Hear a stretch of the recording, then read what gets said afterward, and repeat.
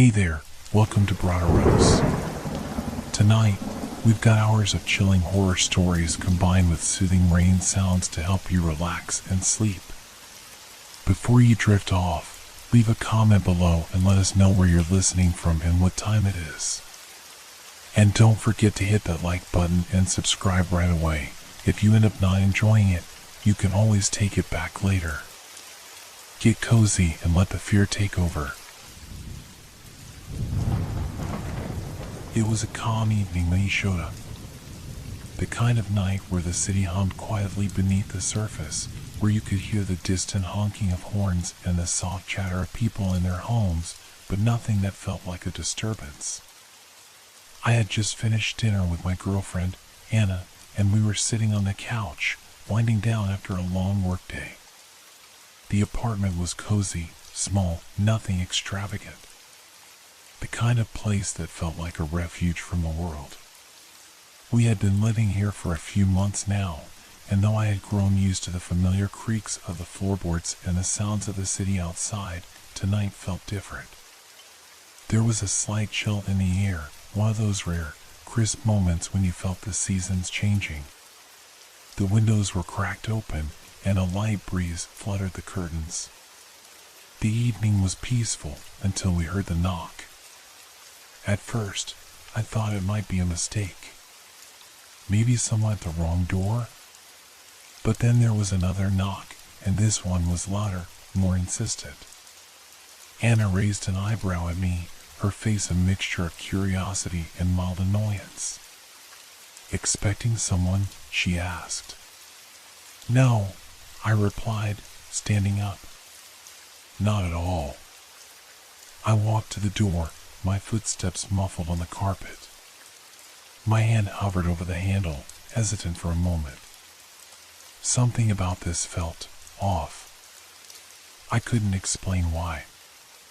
Maybe it was just the way the knock sounded, too forceful, too precise. Or maybe it was the feeling of being watched from the hallway. I shook the thought away. It was nothing. Just nerves. I opened the door, and there he was. A man standing on our doorstep. He was tall, wearing a long coat that seemed too heavy for the mild evening temperature.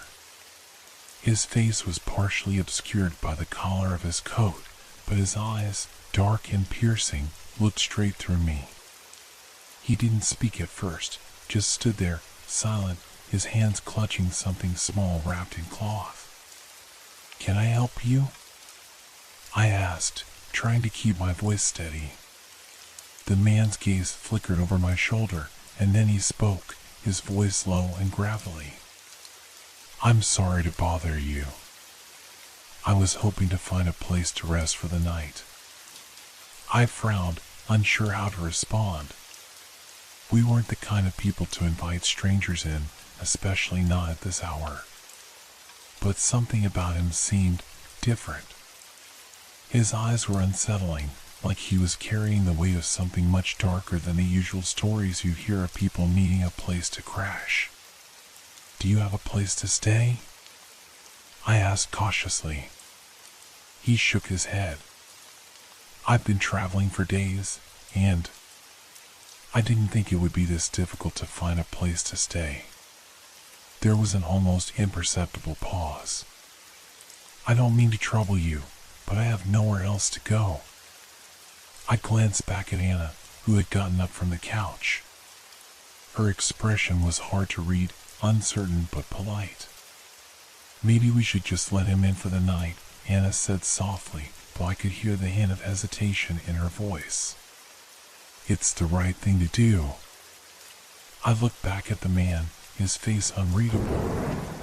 There was a chill in the air now, and the odd feeling that had been creeping at the back of my mind intensified. But it wasn't just that. There was something about his demeanor, his calmness, his stillness, that felt unsettling. "All right," I said, stepping aside. "You can come in for a bit." The man nodded slowly, taking a step inside. He didn't say anything more, just brushed past me with a small, almost imperceptible nod. I couldn't shake the feeling that he wasn't telling us everything. Anna closed the door behind him, and we stood in silence for a moment. The man took a seat at the edge of our couch, setting the small, wrapped bundle down beside him. His eyes flickered briefly to Anna, then back to me. "I'm Daniel," he said, his voice softer now. "Thank you for letting me stay." I gave a polite smile, though I couldn't bring myself to fully trust him. "I'm Alex, and this is Anna." He nodded, his gaze lingering a moment too long before he looked down at his hands. I noticed how pale his skin was, almost sickly, as if he hadn't been getting proper rest. "I hope I'm not interrupting anything," he added, his voice almost distant. "I just needed to get away for a while." "We were just about to watch something," Anna said, trying to lighten the mood. "Would you like to join us?" "I'll make some coffee." Daniel gave a short nod, and Anna moved toward the kitchen. I followed her with my eyes, still trying to figure out what it was about this man that unsettled me. I couldn't put my finger on it. He wasn't acting overtly strange, but there was something off. As Anna prepared the coffee, Daniel stayed silent, his eyes scanning the room with unsettling precision. It was as if he was memorizing every corner, every shadow.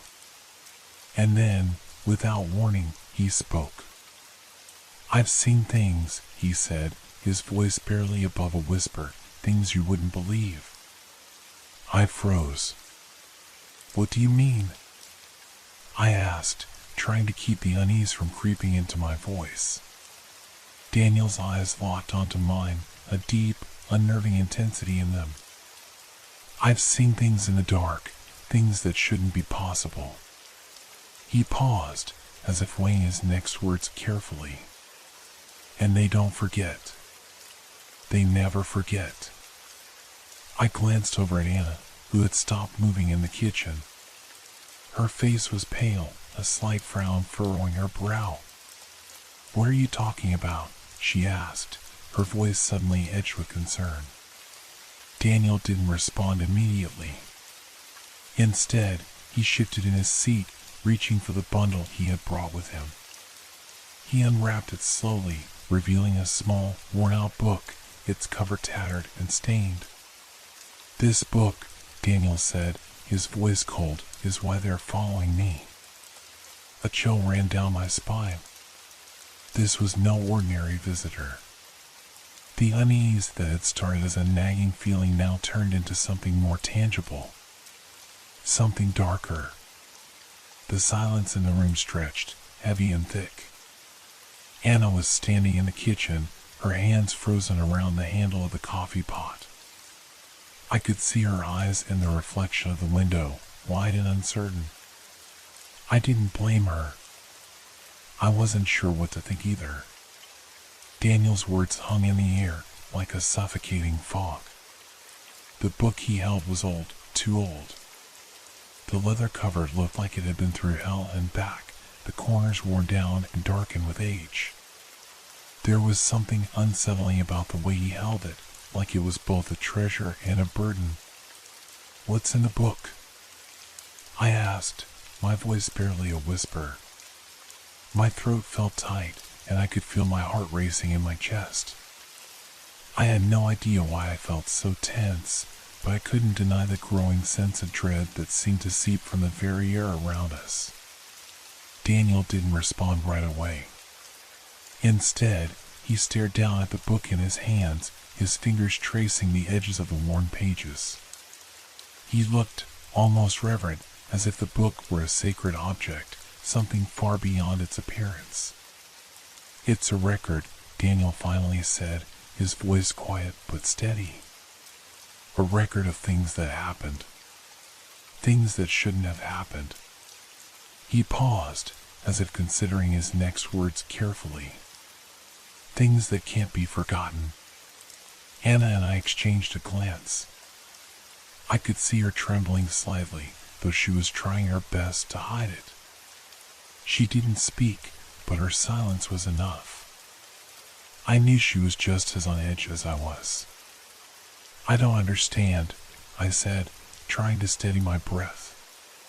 What do you mean, things that shouldn't have happened? And why is this book so important? Daniel's gaze flicked up to meet mine, his eyes dark and distant. Because it's not just a book, he said, his voice dropping even lower, it's a warning. And those who read it, those who read too much, become part of the story. The story never lets them go. I felt my stomach twist. A warning? What kind of warning? He shifted in his seat, his hands still clutching the book. You see, he continued, this book isn't like any other. It's connected to something. Something that's been following me for years. It's the reason I'm here, the reason I'm always on the move. Anna stepped back into the room, her movements stiff, like she was afraid to get too close.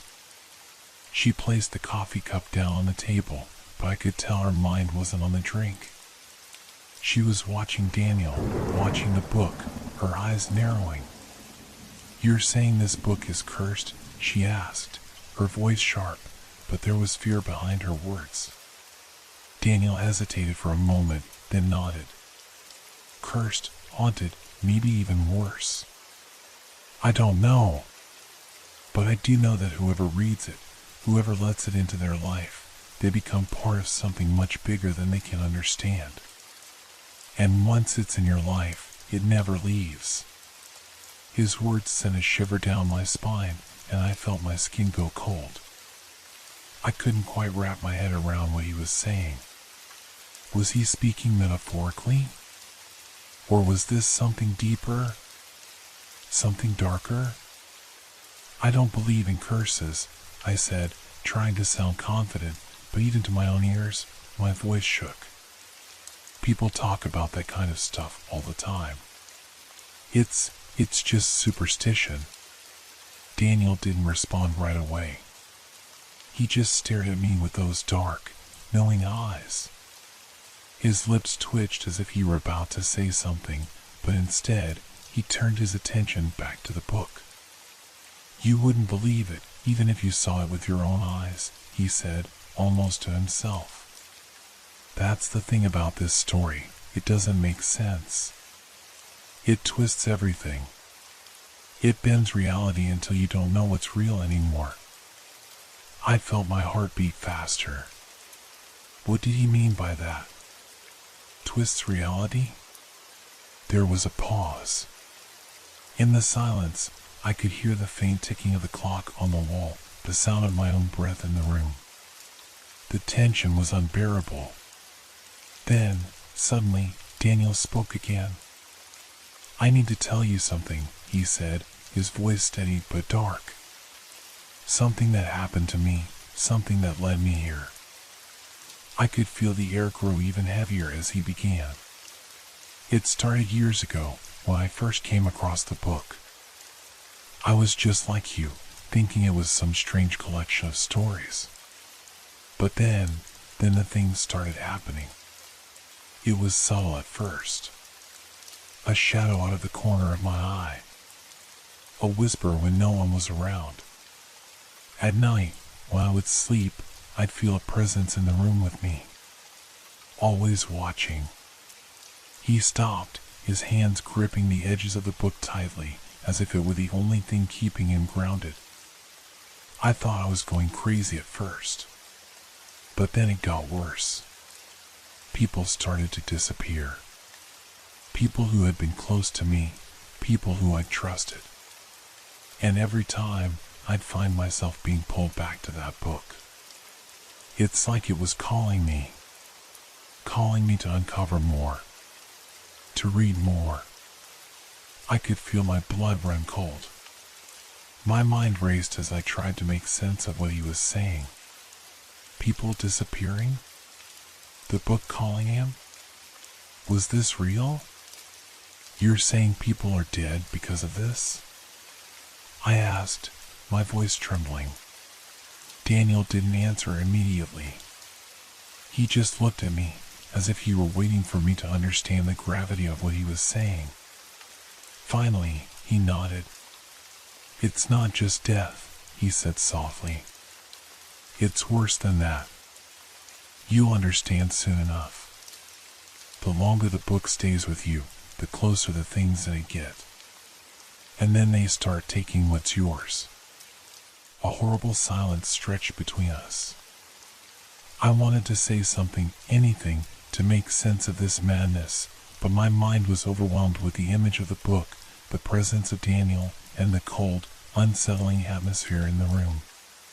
What had we just invited into our lives? And then, with chilling clarity, I understood something else.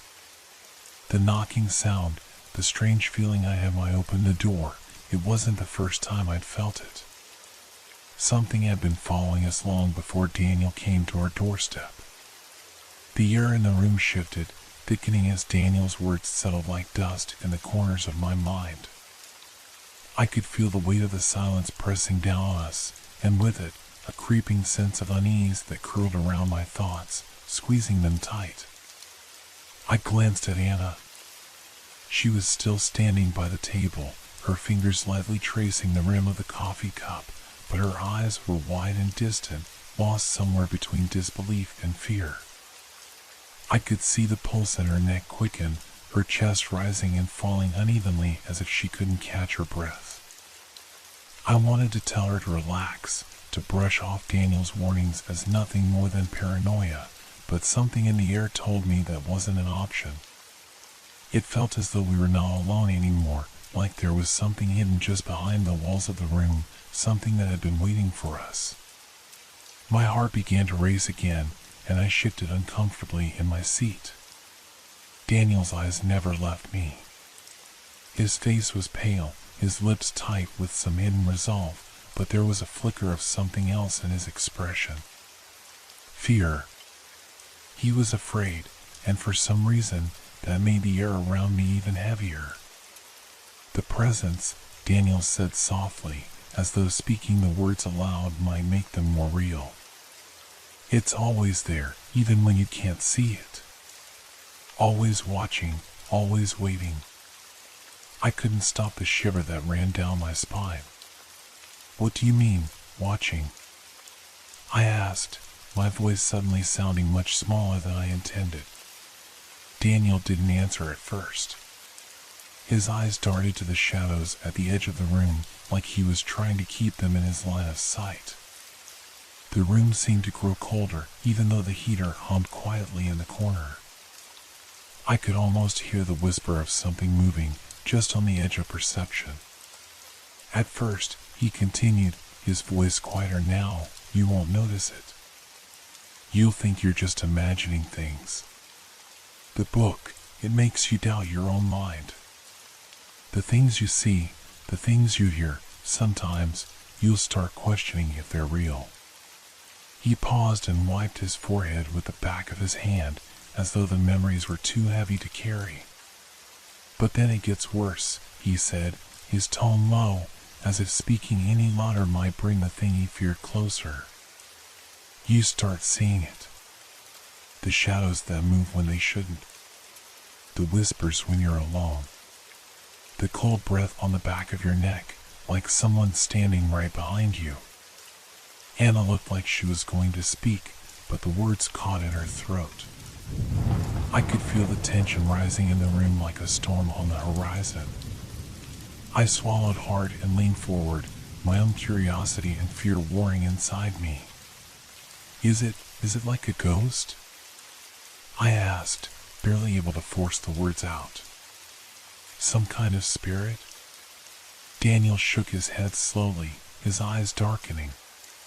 "No, it's not a ghost. It's something older, something worse. And once it's attached to you, it never lets go." His words sunk in like heavy stones dropping into a deep well. The idea that something ancient, had been following him, and now us, was almost too much to process. Yet, deep down, I couldn't shake the nagging feeling that what he said was true. The feeling of being watched had been there the moment Daniel entered our home, and it hadn't faded. I glanced toward the window, half expecting to see something moving in the yard outside, but the street was empty, as it had been all evening. It wasn't the outside world that felt wrong, it was the air in the house, the feeling that the walls themselves were closing in, holding us hostage. I heard a creak, a faint sound that made the hairs on the back of my neck stand up. My eyes snapped to the doorframe, my breath catching in my throat.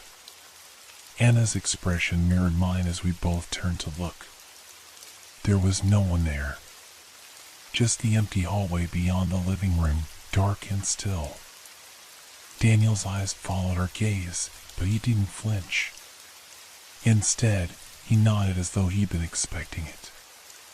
"It's here," he said simply. "It's always here. And now, it's in this house with us." A chill ran through me. My skin felt cold, the warmth of the room evaporating as if the walls had opened to some unseen world. My pulse quickened, and I found myself gripping the armrest of the couch for support. I wanted to ask him more, to demand answers, but the words stuck in my throat. What could he possibly say that would make sense of any of this? Anna finally found her voice. "What do we do?" she whispered, her eyes wide, searching his face for some sort of assurance, but none came. "You can't run from it," Daniel replied, his voice heavy. "It follows you. No matter where you go. No matter what you do. It feeds on fear.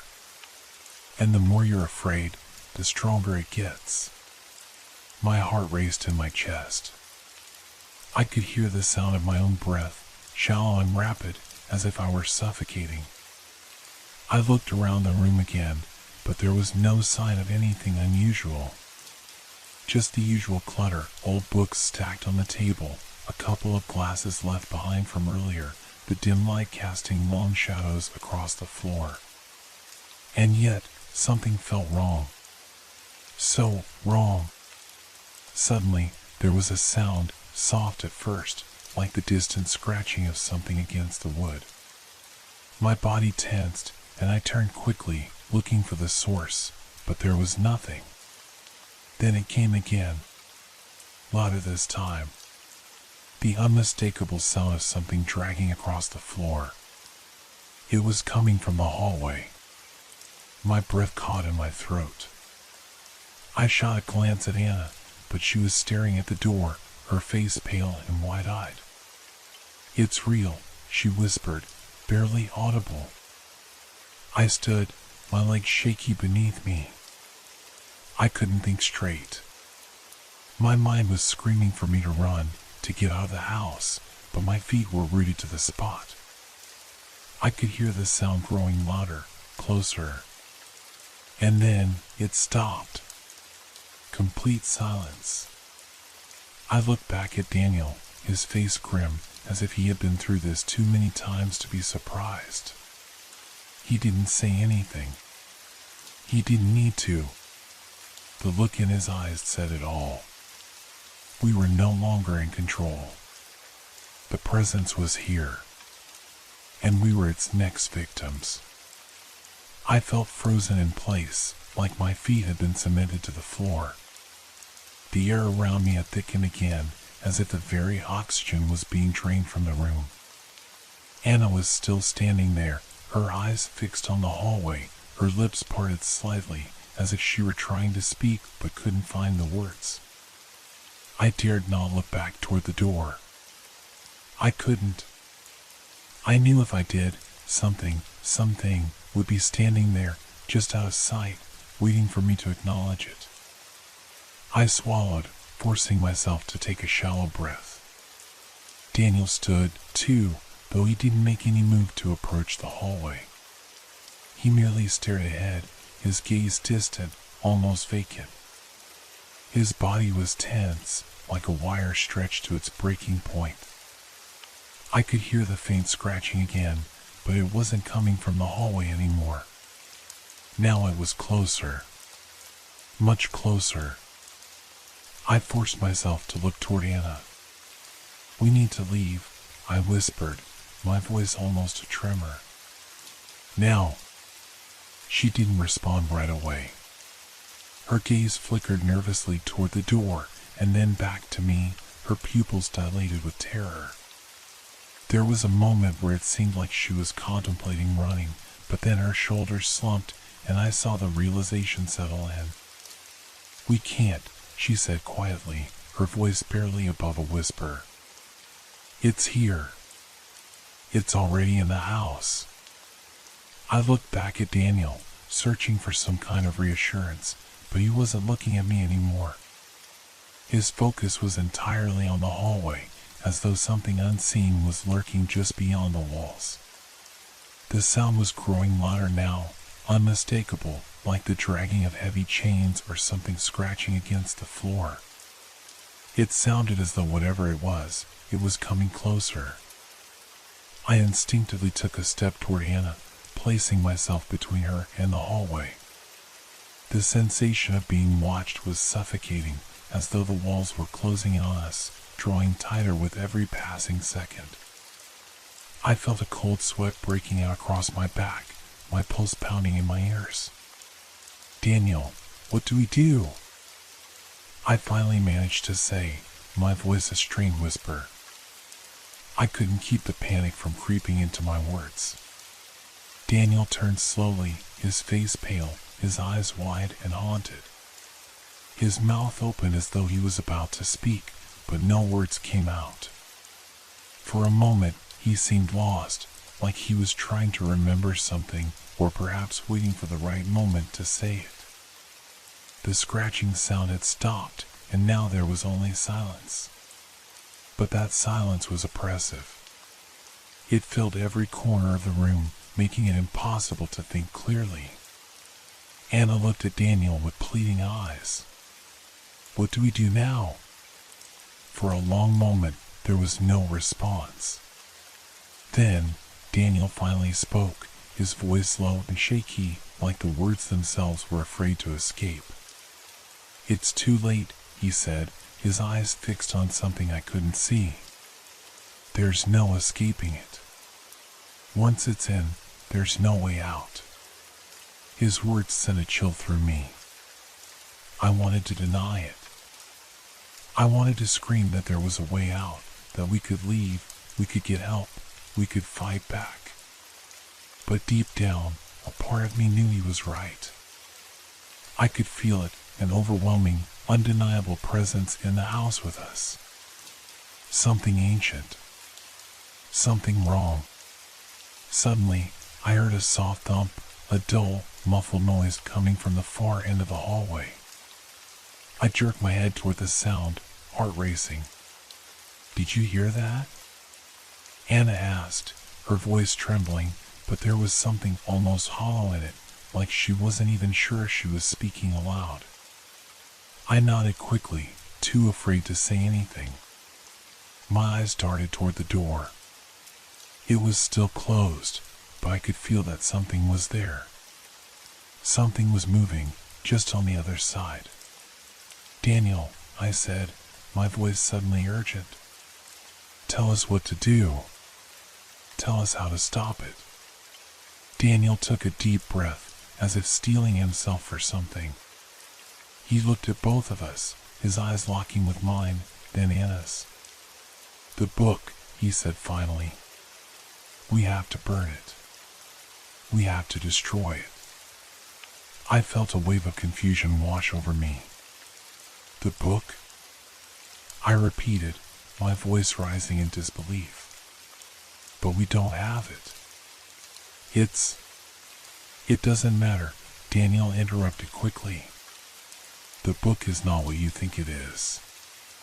It's just a catalyst. The real thing, the real curse, it's much worse than just a book. It's something alive, something that feeds off fear. It doesn't need the book anymore. It's already here." His words hung in the air, thick with fear and dread. I could feel my chest tightening. "So we can't stop it?" He shook his head slowly, and for the first time, his voice cracked. Not unless we do it right. Not unless we give it what it wants. There was another sound then, a faint whisper, a voice, too soft to make out. I froze, trying to focus, but the words eluded me. They were coming from the hallway, but they didn't sound like anything human. They sounded like something that shouldn't be speaking. Something older than us. Anna was trembling now, her face pale and drawn. I reached out to grab her hand, but the moment my fingers brushed against hers, the temperature in the room dropped. I jerked my hand back as a shiver ran down my spine. "Get out of the house," Daniel said suddenly, his voice urgent, almost frantic. "Go, now!" But it was too late. The door to the hallway creaked open, slowly, as though something was guiding it. My heart skipped a beat as I looked up, unable to tear my gaze away. There, standing in the doorway, was a figure. Thin. Gaunt. Its face was obscured by a dark hood, but I could feel its eyes on me, watching, waiting. I froze, my mind racing, trying to make sense of what I was seeing. Was this it? Was this the thing Daniel had warned us about? The figure stepped forward into the dim light, its presence filling the room. It didn't walk, it glided, like it was floating just above the ground, its movements unnaturally smooth, too fluid for anything that should exist. And then, as if it had always been there, it spoke. "We've been waiting." And everything went black. I woke up in darkness, my heart racing, my body drenched in sweat. For a moment, I thought I was still dreaming, trapped in some waking nightmare that refused to let me go. But the heaviness in my chest, the sharpness of my breath, told me it was all too real. The air was thick with a suffocating silence, broken only by the sound of my own frantic heartbeat. I slowly blinked, trying to make sense of my surroundings. It took a moment for my eyes to adjust, but when they did, I could barely process what I was seeing. The walls of the living room were gone, replaced by a vast, cavernous void. It was as if the house itself had ceased to exist, and we were suspended in an endless space. Anna and Daniel were nowhere to be seen. My pulse quickened. I tried to sit up, but my limbs felt heavy, like I was being held down by an invisible force. I strained against it, but it was no use. I was not alone. The figure, the thing in the hallway, stood before me now. I couldn't make out its face, but its presence was undeniable. A cold, malevolent force that seemed to stretch across the space between us. I could feel it watching me, and with every passing second, the air around me grew colder.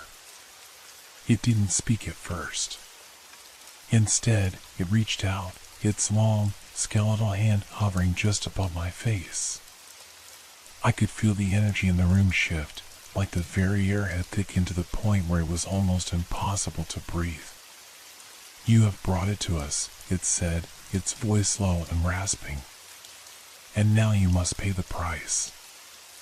I wanted to scream, to fight back, but my throat was dry, my voice trapped somewhere deep inside me. I was powerless, frozen in place as the figure leaned closer, its presence overwhelming. I could feel my body shaking, but I couldn't move.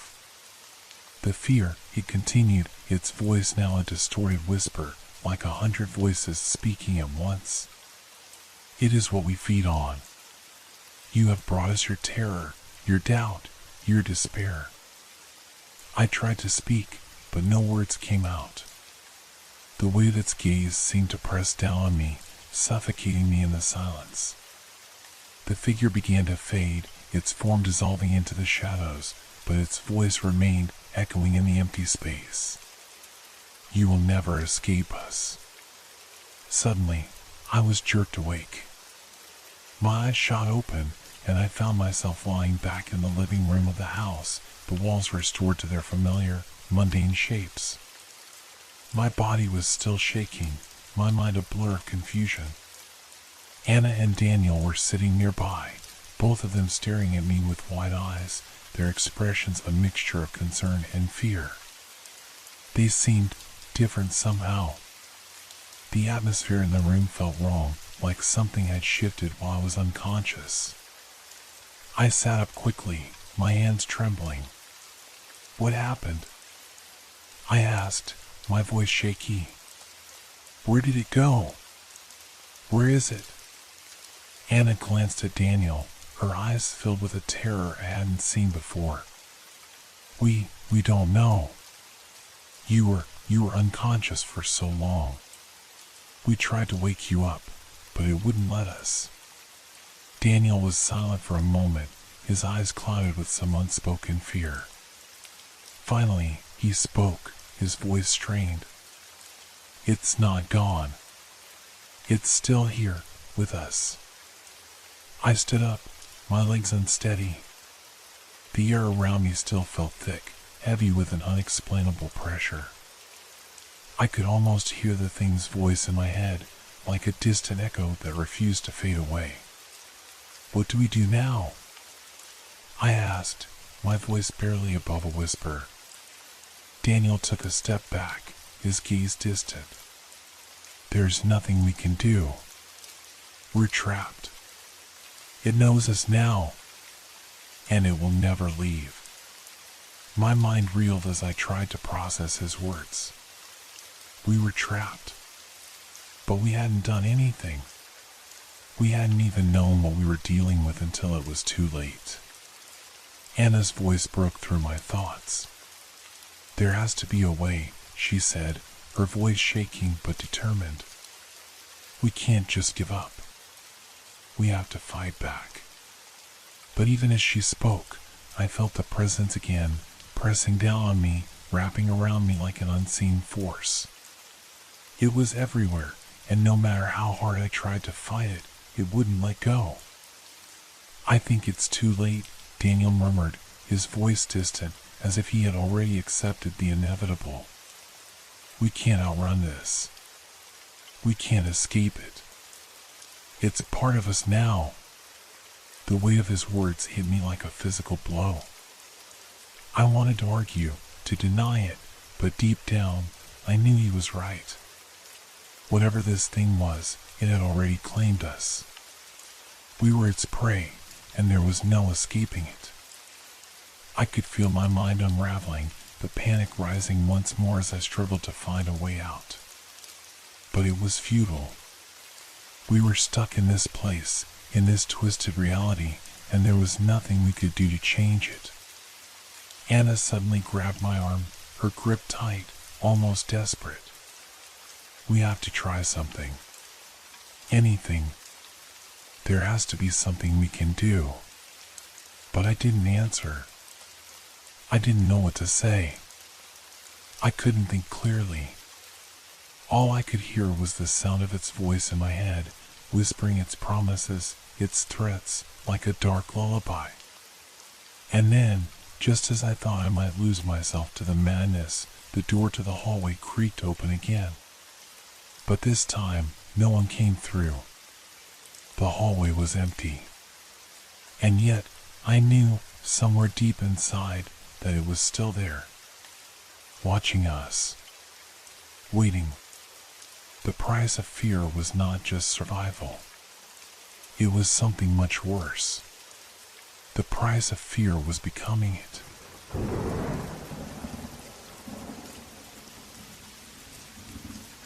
The night was always quiet. At least, that's how it was supposed to be. The kind of quiet where you could hear the hum of the streetlights, the rustling of leaves in the wind, the faraway sound of a dog barking in the distance.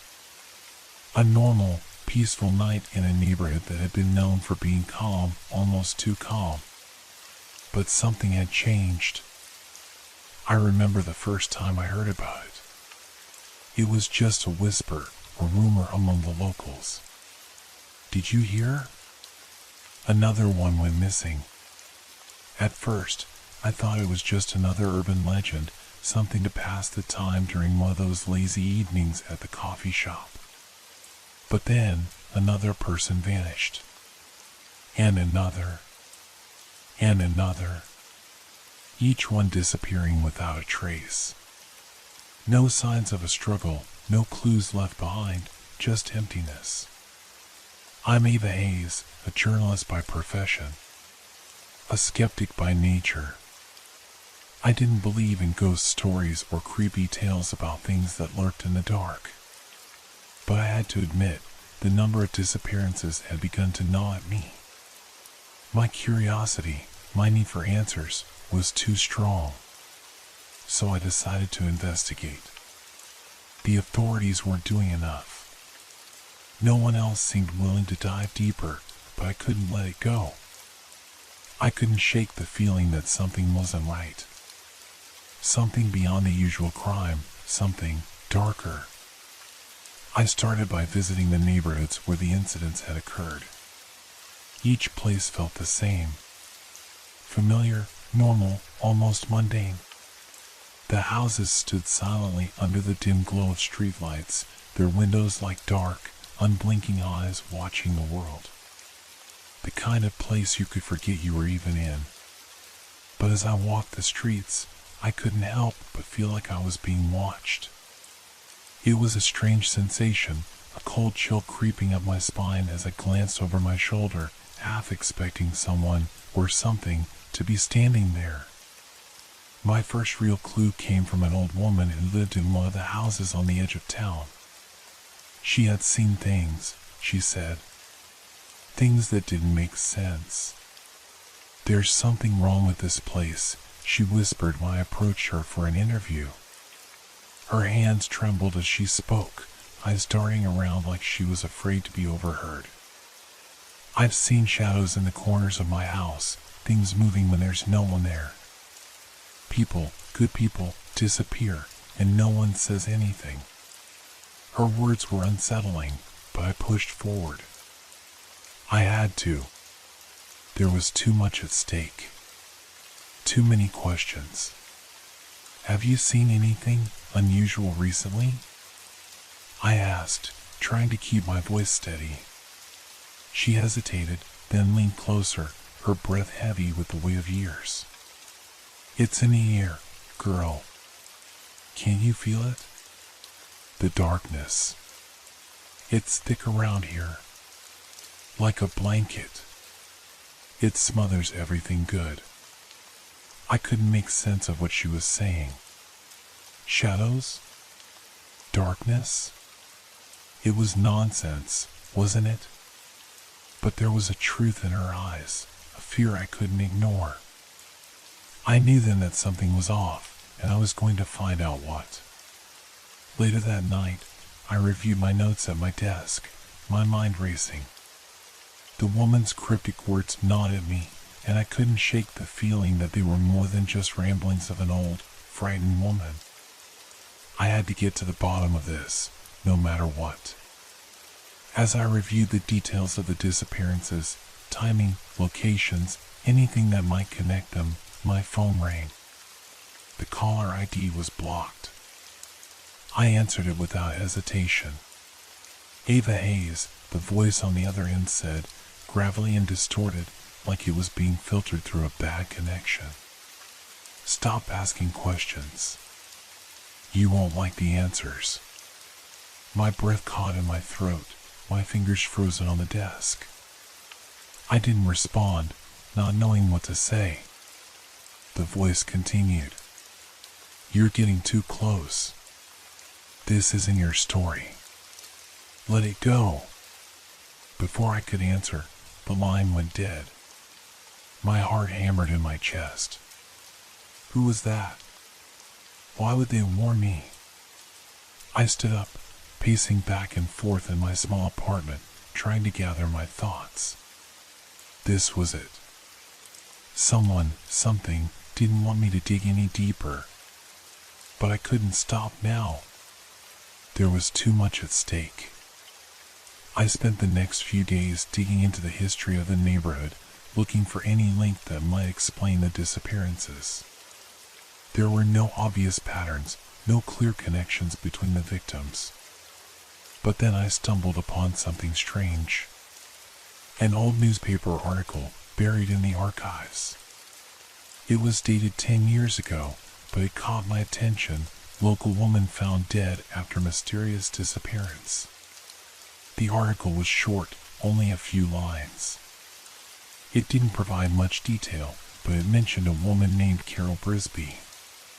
She had vanished without a trace, and her body was discovered a week later, miles away from where she had disappeared.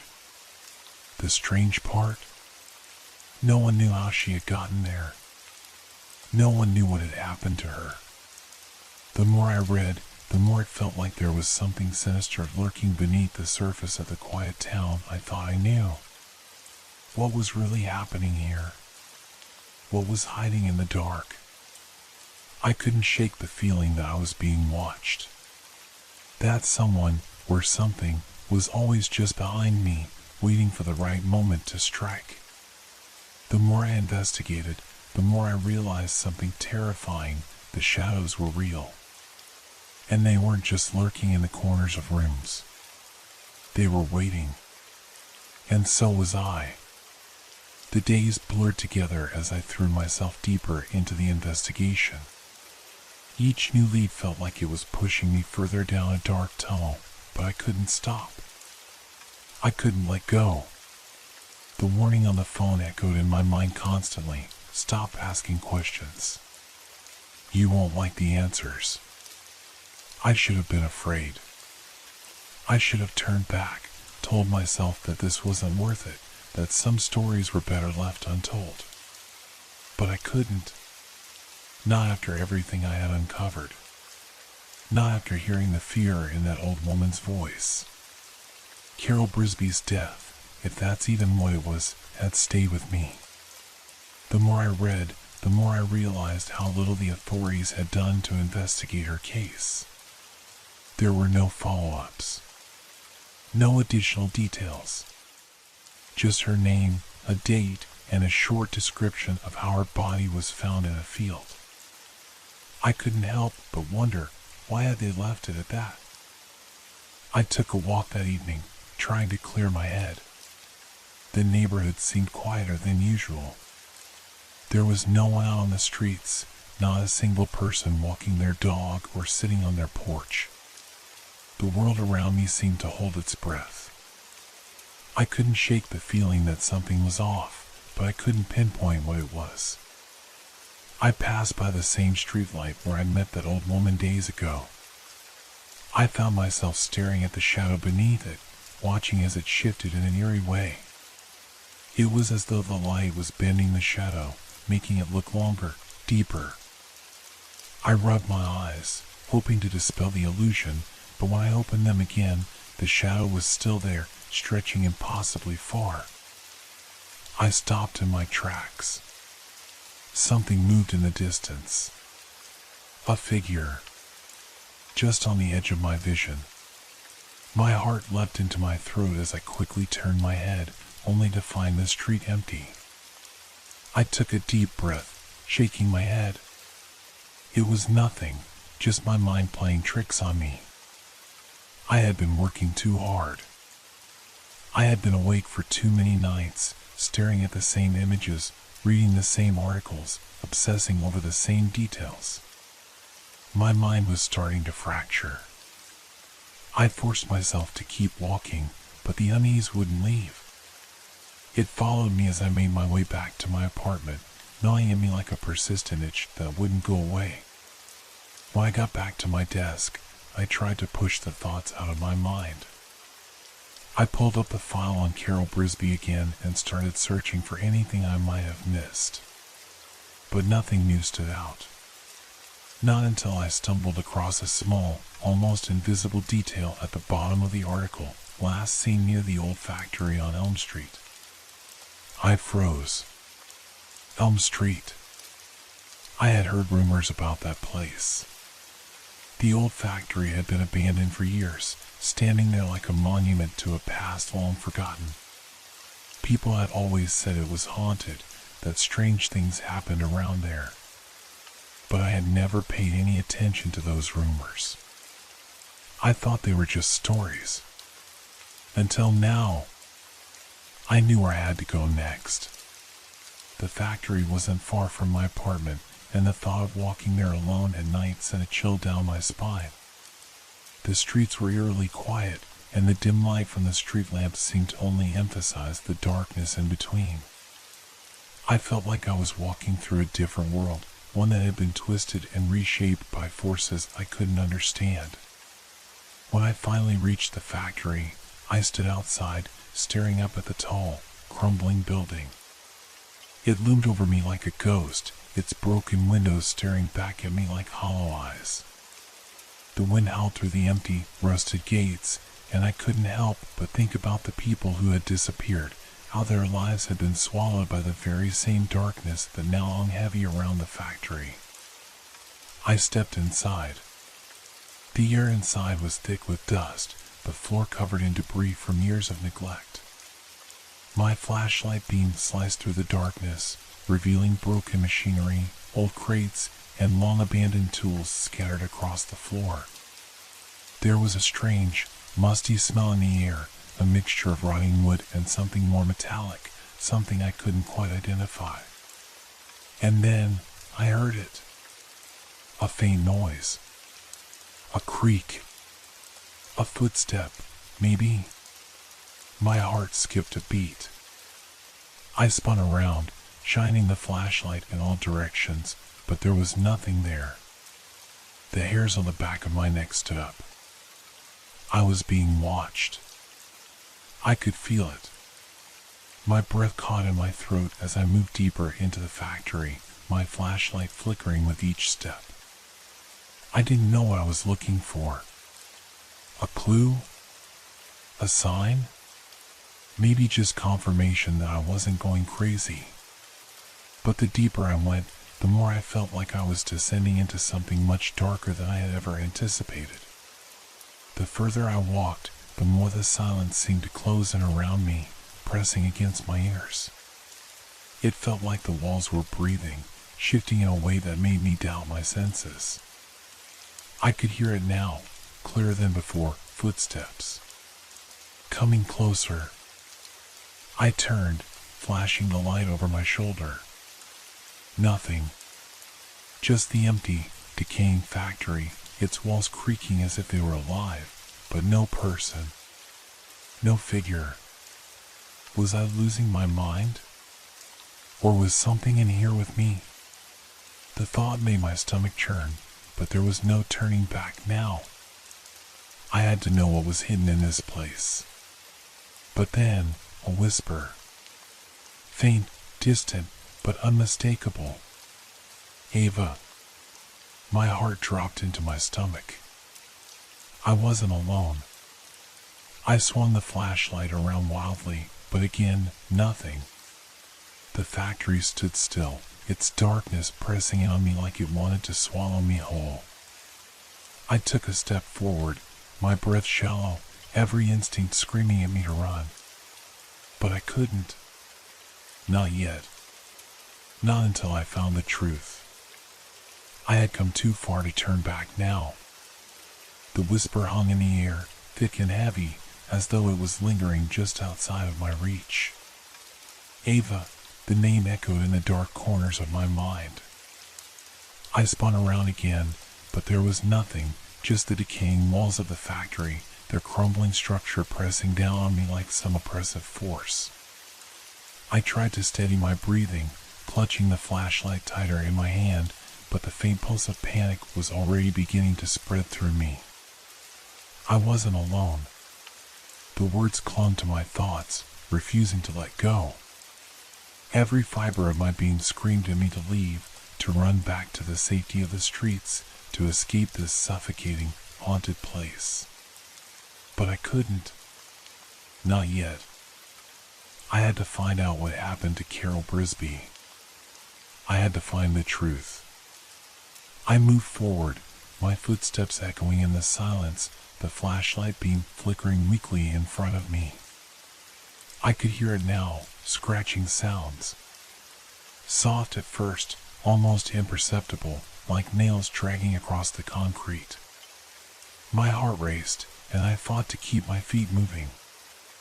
I couldn't let the fear paralyze me. I had to push through it. The factory seemed to stretch on forever, its dark halls winding like a labyrinth, every corner more oppressive than the last. I followed the sounds, allowing them to guide me deeper into the building, where the air grew colder and the darkness thicker. I could almost feel the temperature dropping, my breath coming out in invisible puffs. Somewhere in the distance, I thought I saw a shadow, something darker than the rest of the blackness. I stopped dead in my tracks, narrowing my eyes. But when I raised the flashlight, the shadow vanished.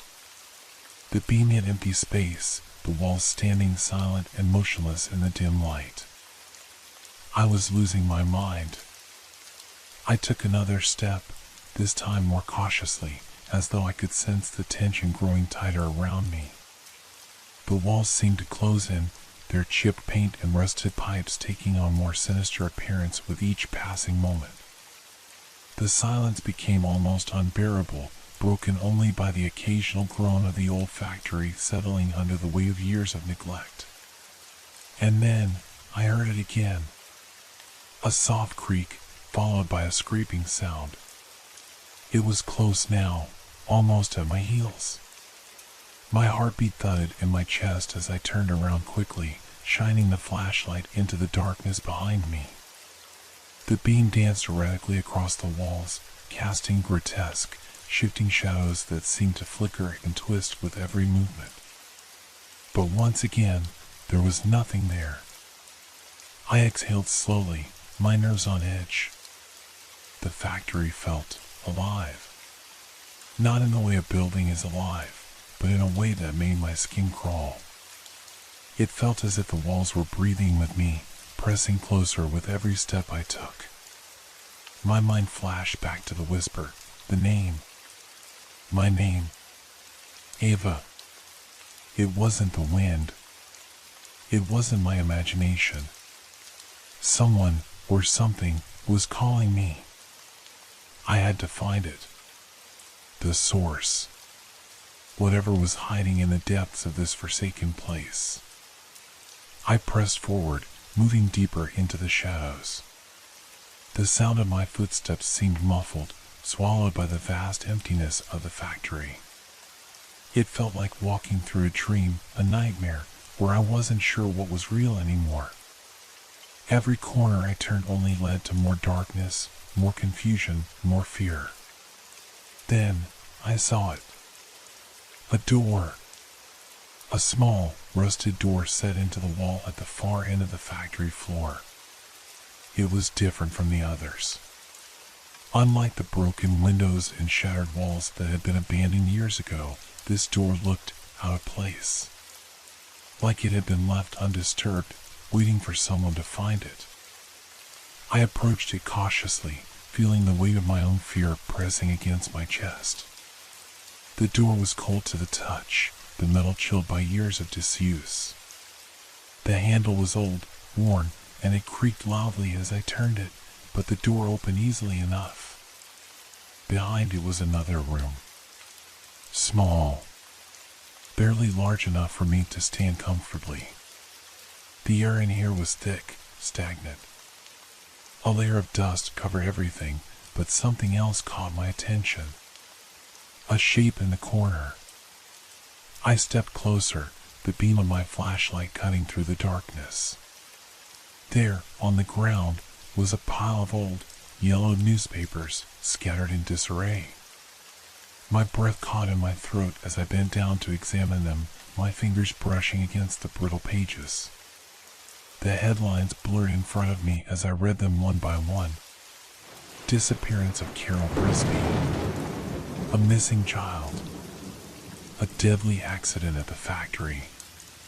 Each article seemed to tell a different story, but there was one thing that stood out. The dates. They were all from decades ago.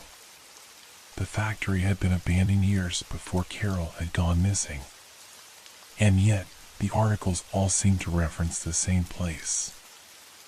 I flipped through the papers frantically, my hands trembling as I tried to make sense of it. There had to be some sort of connection. There had to be. But what was it? What was the factory's role in all of this? I was about to reach for another article when I heard it. Footsteps. Heavy. Slow. Someone was coming. I froze, my hand still on the paper. The flashlight flickered, threatening to die, but I held it tight, willing it to stay lit. The footsteps grew louder, closer. Then, a shadow appeared in the doorway behind me. The faintest outline, tall and thin, but just wrong. I couldn't make out any features, just the shape of it, standing there in the doorway, watching me. And then it spoke. Ava. The voice was deep, distorted, like something trying to break through the layers of reality itself. My pulse raced as I scrambled to my feet, the flashlight slipping from my grasp, its beam scattering across the walls. I turned, eyes wild, desperate to see who, or what, was standing there. But when I looked again, the shadow was gone. Just like that. I was alone. Or was I? The room felt colder now, the air thick with the sense that I wasn't the only one in it. The questions were multiplying in my mind, each one more urgent than the last. Who was that? Why was I being watched? What did this place have to do with Carol Brisby? The truth felt so close now, closer than ever before. But the further I dug, the more it seemed like the darkness was closing in around me. The air in the room seemed to thicken, suffocating, pressing down on me as I stood there in stunned silence. I could still hear the echo of that voice, Ava, bouncing off the walls of my mind, mocking me, sending chills through my spine. My heart hammered in my chest, but my legs wouldn't move. The shadow had vanished, but the sense of being watched didn't. It was still there, lurking just beyond my field of vision, like some dark presence waiting for me to make a mistake. I felt my pulse quicken, the need to escape building within me. The thought of running back to the safety of the city, of leaving this cursed place behind, was almost overpowering. But the truth, Carol Brisby's disappearance, the factory, the connection, it was all too close now. I couldn't back out. Not after everything I'd uncovered so far. I took a deep breath and stepped forward, trying to steady my shaking hands. The flashlight beam danced erratically as I reached down and grabbed the scattered newspapers, my fingers grazing the brittle edges. There was a note, a scrap of paper hidden beneath the yellow pages. I hesitated for a moment before I picked it up. The handwriting was crude, hurried. I read the words quickly. The factory never forgets. I swallowed hard, the words sending a shiver down my spine. What did it mean? The factory never forgets? Was this some kind of warning? I had no time to think about it further, as a faint noise broke my focus, soft at first, like a scraping sound. My head snapped up, the flashlight beam cutting through the dark. I scanned the room, but nothing. Nothing except the decaying walls and the old machinery. The factory was silent again, but that wasn't enough to quell the unease gnawing at me. There was something off about this place, something I couldn't shake. It wasn't just the darkness, or the sense of isolation.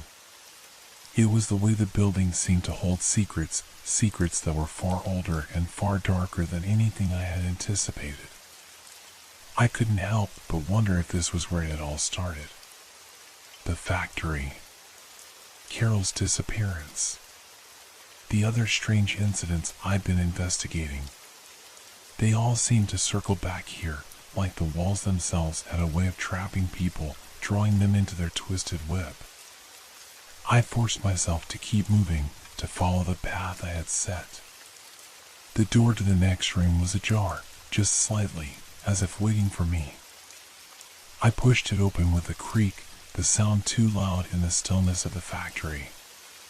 Inside, the space was even smaller, more cramped, with a row of old, rusted filing cabinets stacked against the wall. Papers were strewn across the floor, scattered as though someone had gone through them in a hurry.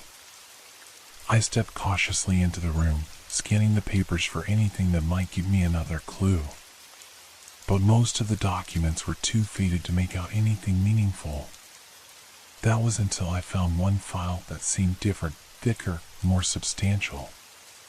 It was hidden beneath a pile of papers, and when I opened it, I found photographs of people I didn't recognize. Their faces were grainy, their expressions distant, but there was one that made my blood run cold. It was a photo of Carol Brisby. The image was dated a few days before her disappearance, but the circumstances were strange. In the photo, she was standing outside the factory, her face gaunt, eyes hollow. But what caught my attention were the other figures standing in the background. They were barely visible, but there were at least 3 other people, their faces obscured by shadows. They were standing too close to her, almost as if they were part of the same dark web that had drawn Carol into this nightmare. I slammed the file shut, my thoughts racing. Carol had been here. She had been right here, standing where I was now. She must have known something. The people in the background, who were they? And why did it seem like they were hiding in plain sight? I shoved the file back into the cabinet, my hands trembling. There had to be more. There had to be something else, something that would explain the presence of those figures, the strange events I had witnessed, and most importantly, the voice I had heard. I needed to find it. But as I turned to leave the room, the temperature dropped, sending a chill through me. The walls seemed to press in tighter, the air growing thicker. My flashlight flickered again, threatening to die, and in the brief moments when the light cut out, I could hear it. The whisper. Ava. Ava, you should leave. I froze. I wasn't imagining it. The voice was real, clear as day, and it was coming from somewhere behind me. I spun around, panic rising in my chest as I raised the flashlight, its beam trembling in my unsteady hand. Nothing. Just the empty space of the room, the shadows playing tricks on my eyes. But there was something else. A shape standing at the far end of the room, just inside the doorway. It wasn't clear at first, just a blur in the dim light. But as I focused, I saw it, a tall figure, completely still. A man, or at least what appeared to be a man. His face was hidden in darkness, his body unnaturally still, as though he were waiting. Watching. Ava, the voice came again, louder now, almost a hiss. I stepped back, my heart hammering in my chest. The flashlight flickered once more, and in that split second of darkness, the figure moved. Fast. Too fast. I didn't wait to see more. I turned and ran. My footsteps were loud against the concrete floor, too loud in the oppressive silence. The air felt thick, like I was running through water, every step heavier than the last. The factory seemed to stretch on endlessly, the same winding halls and rusted doors blurring together. I had no idea where I was going, just that I had to get out. I could hear the man, if it was even a man, behind me, his footsteps quick and measured, as though he was toying with me. He was gaining on me. And then, a door. It was open. A way out. I darted for it, slamming into the frame and stumbling into the next room. I looked over my shoulder, but the figure was gone. For now. But I wasn't safe. Not yet. The whispers still echoed in my mind. Don't trust anyone. I barely had time to process the words when something caught my eye. On the far wall, there was a map. A map of the factory grounds. And there, marked in red, was a room I hadn't seen before. It was labeled the vault. I had no choice. I had to go there. The truth was just out of reach, but I could feel it. The final piece of the puzzle. I wasn't ready for what I would find in that room, but I was already too deep to turn back. The map was old, its edges frayed and stained by time, but the red mark was unmistakable. The vault. That single word seemed to pulse with an ominous energy, as if the place itself held something so dark that even the factory wanted to keep it hidden. I didn't know why I felt compelled to go there. Maybe it was the need for closure, or maybe it was just sheer desperation. But as my eyes traced the faded lines of the map, I couldn't shake the feeling that the vault was more than just a room. It was a culmination, the point of no return. I took a steadying breath and forced myself to focus.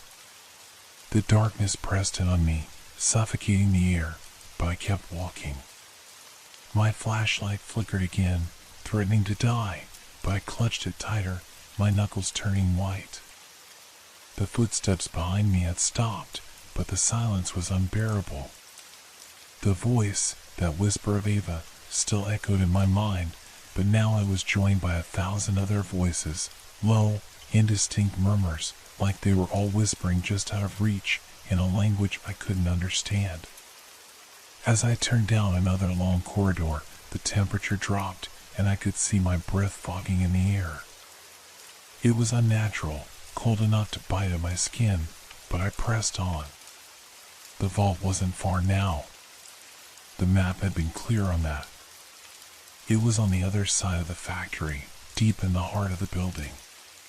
The farther I walked, the more I began to feel the walls closing in around me, the air growing thicker, as though the factory itself was trying to keep me out. Then, I heard it again. The whisper. Ava. It was so close now, so real, that I could almost feel the breath against the back of my neck. I turned, half expecting to see that same shadowy figure looming over me, but the hallway was empty. Just the flickering light of my flashlight, casting long, distorted shadows on the walls. I was alone. Or at least, I thought I was. The door to the vault loomed ahead, an imposing steel barrier that seemed to pulse with a life of its own. There was no handle, no keyhole, nothing that would suggest it could be opened. But I knew, instinctively, that this was where the truth lay. The answers I had been searching for were behind that door. I could feel it in my bones. I reached out and placed my palm against the cold steel. The moment I touched it, the whispers grew louder, clearer. They weren't just coming from behind the door anymore.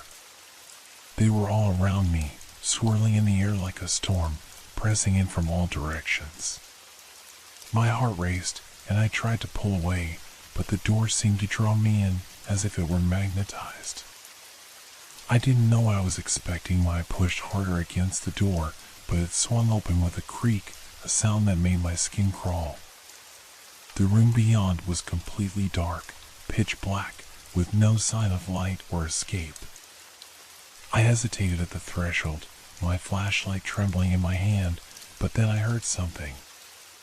A low, guttural sound, like breathing. Not mine. Something else. Something that didn't belong here. I stepped into the room, and as I did, the door slammed shut behind me with a deafening bang. My heart skipped a beat, panic flooding through me as I spun around, reaching for the door handle. It was gone. The door had vanished entirely, as though the factory had swallowed it whole. I was trapped. In the silence that followed, my flashlight flickered once more, casting the faintest glow across the room. And then, I saw it. The vault was no ordinary room. It was a chamber lined with steel shelves and crates, all covered in a thick layer of dust. But it wasn't the crates that caught my attention. It was the symbols. Scrawled across the walls in what appeared to be blood or some dark, rust-colored substance were strange, twisting markings. They were unlike anything I had ever seen, ancient and foreign. The air felt thick with their presence, as if the room itself was alive with their power. I stepped forward, my breath catching in my throat as I reached out to touch one of the symbols. The moment my fingers made contact with the wall, the room shifted. The temperature dropped even further, the air turning sharp and biting. And then I heard it. A voice. Soft at first, almost a whisper. "You shouldn't have come here." I froze, my heart racing. The voice was faint, distant, but unmistakable. It wasn't Ava. It wasn't the man I had heard earlier. This voice was different. Older. More sinister. I turned, trying to find the source of the voice, but the room was empty. I was alone. Or so I thought. And then I saw it.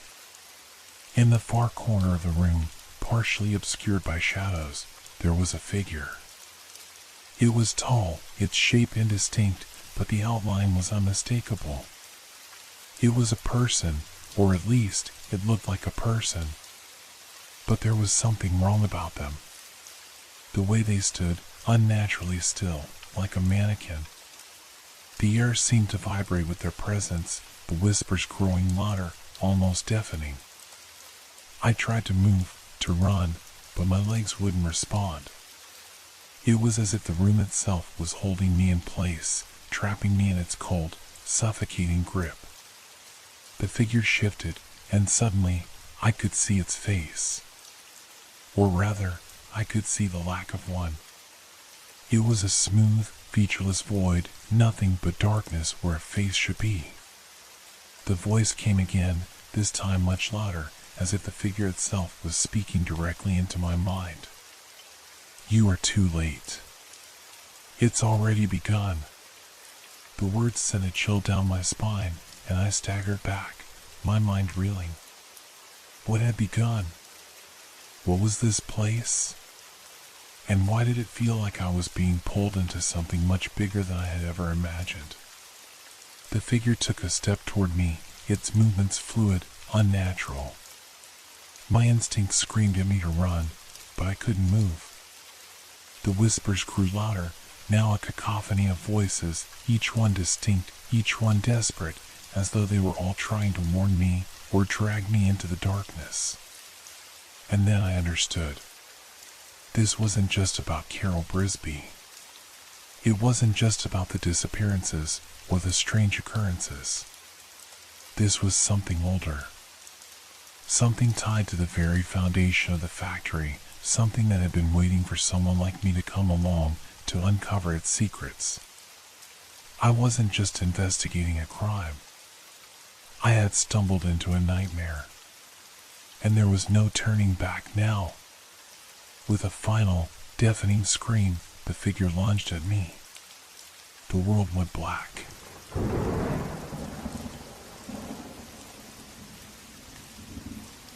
It all started with a question. A simple one. A question that made me stop dead in my tracks. What if time doesn't exist the way we think it does? I had never been one for philosophical thoughts, at least not like this.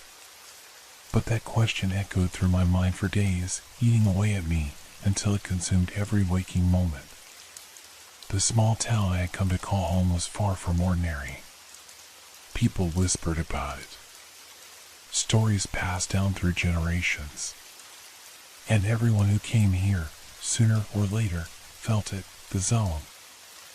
I never really believed in it. But as I walked through the town that evening, the chill in the air seemed heavier. It was the kind of silence you could feel crawling on your skin, deep into your bones. The streets were empty, the streetlights flickering as if they were hesitating to even shine their light. Something was wrong, but I couldn't place my finger on it. My name is Jonathan. I'm a journalist by profession, always looking for the truth, always skeptical. The truth, however, was something this town seemed determined to hide. I had heard the stories too many times to count. The strange disappearances, the sudden shifts in time and space, and the terrifying, impossible events that no one could explain. I didn't care much for them. I was just here for a quiet assignment, to write about the local legends, get the story, and leave. But something happened that night, something that would change everything. I remember walking down Main Street, the cool autumn wind tugging at my coat. The street was as empty as ever. Yet, I could feel eyes on me. The hairs on the back of my neck stood on end. I told myself it was nothing, just the wind or a trick of my imagination. But it didn't feel like that. It felt wrong. Suddenly, I heard a sound. A soft, almost imperceptible rustling. At first, I dismissed it as a leaf tumbling down the street. But then it came again. Closer this time. I turned around. Nothing. I kept walking, trying to shake off the feeling. But the rustling continued. The sound shifted, became more distinct. It was like footsteps, soft but definite. No one was here. I was sure of it. Yet, the sound persisted. My heart began to race. I told myself it was the wind again. But why did it feel so deliberate? Then, I caught it.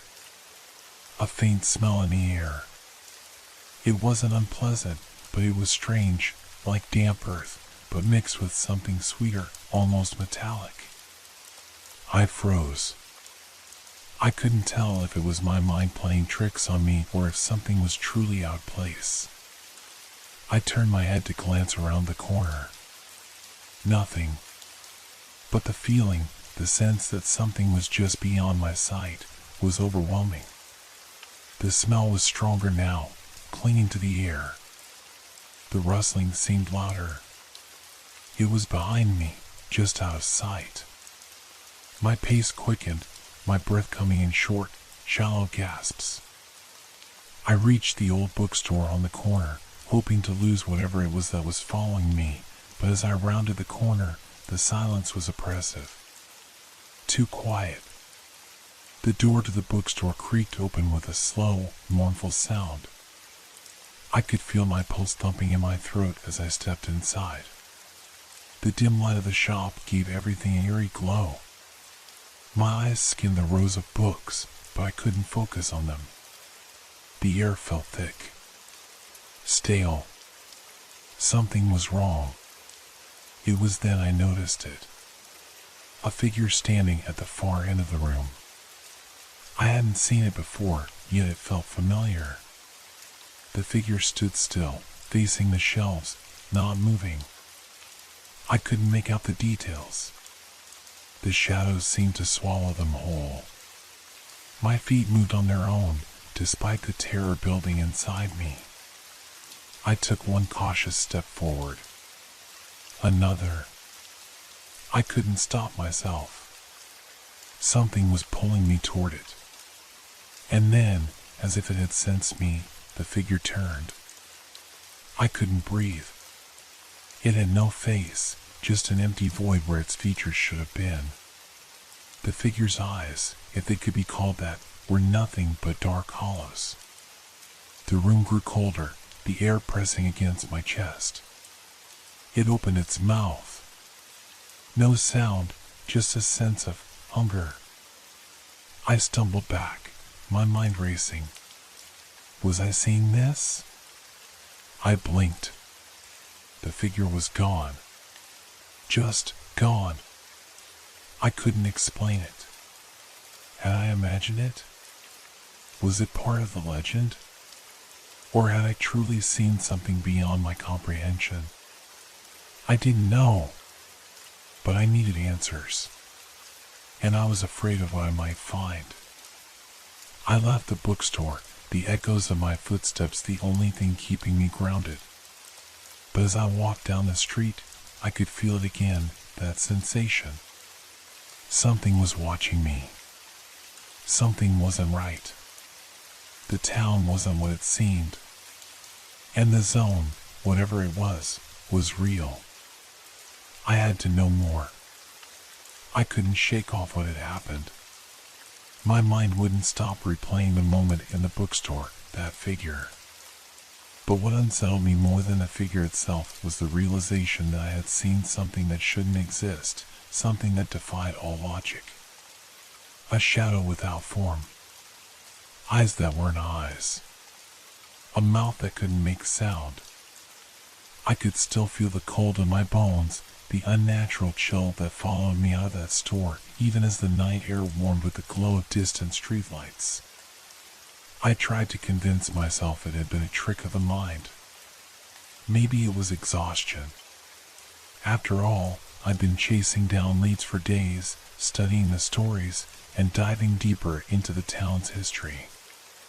But as I walked the quiet streets, every sound around me seemed to echo too loudly.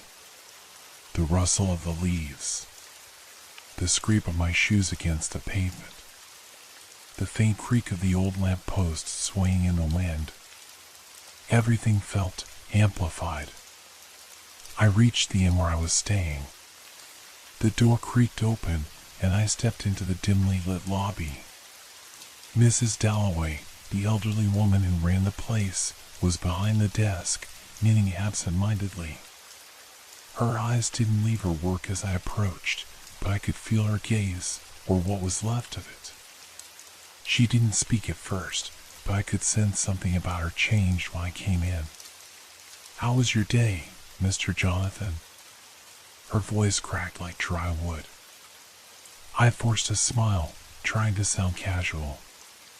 "It was fine. Quiet, actually. A little too quiet." She stopped knitting and looked up at me for the first time, her eyes narrowing. Quiet can be dangerous around here. The words hit me harder than they should have. "What do you mean?" She paused, glancing toward the door as if considering something. Then she leaned in closer, her voice dropping to a whisper. "The zone doesn't care who you are. It waits, watches, and takes." A chill ran through me, one that had nothing to do with the evening air. I couldn't tell if she was warning me or if it was just another one of those strange stories people love to tell here. "I don't know what you mean, Mrs. Dalloway," I replied carefully, though my words felt hollow, as if I was trying to convince myself more than her. She didn't respond immediately. She only stared at me for a long moment, as if trying to gauge whether I would understand. Her eyes shifted to something behind me, a brief flicker of recognition before they darted back to her knitting. "The zone doesn't like to be ignored," she said finally, her voice barely above a whisper. "You'd be better off leaving it alone, Jonathan. People who don't listen, they don't come back the same." I didn't know what to say to that. I couldn't even bring myself to ask what she meant, not with that warning hanging in the air. Instead, I nodded and quickly made my way to my room. As I climbed the stairs, I felt the weight of the silence pressing against me, thickening the air with each step. The wooden stairs creaked under my weight as I passed the other rooms. The shadows cast by the lights seemed to stretch unnaturally, bending in ways that made me second-guess their shape. When I reached my room, I locked the door behind me and threw my coat on the chair. The bed looked inviting, but sleep felt like a distant, unreachable place. Instead, I sat at the small desk by the window, staring out into the darkness. My mind kept returning to that figure, the face I couldn't remember and the eyes that weren't eyes. The clock on the wall ticked loudly in the silence. Suddenly, I heard it again. A rustling. Soft, almost imperceptible. But it was there. This time, it wasn't just in my head. The noise was real. I stood up quickly, my heart pounding. I glanced around the room, half expecting to see something emerge from the shadows, but there was nothing. I walked over to the window, my hand trembling as I pulled back the curtain. The street was empty. The town looked like it always did at this hour, still and lifeless. But then, I saw it. The faintest shift in the air. A shadow near the edge of the street, a figure standing still under one of the streetlights. My breath caught in my throat. It wasn't the same figure from the bookstore, but it was similar. The same unsettling presence. The same unnatural stillness. I pulled the curtain back into place and backed away from the window, my pulse racing. What is it? Then, without thinking, I grabbed my coat and rushed out of the room, down the stairs, and through the door. The air outside hit me like a cold slap, and for a moment, I couldn't breathe. But I had to know. I had to understand. The figure was still there, just standing under the streetlight, unmoving. The closer I got, the colder the air became, biting into my skin. I stopped several paces away, unsure if I should approach. Something about it felt wrong. Like the world itself was bending around it, warping the reality of the space. I called out, "Hey!" The figure didn't respond. I stepped closer, heart in my throat. The darkness around it seemed thicker, somehow more oppressive. Suddenly, the figure turned, its face still a featureless void, its body unnaturally still. A low, inhuman hum echoed from within it, a sound that vibrated in my chest. I froze, unable to look away. And then, just as quickly as it had turned, it vanished. Like smoke in the wind, gone without a trace. I stood there, motionless, my mind struggling to process what had just happened. My heart thudded in my chest, and a cold sweat drenched my back. I didn't know what I had just witnessed, but I couldn't ignore it any longer. The town was hiding something far darker than any legend.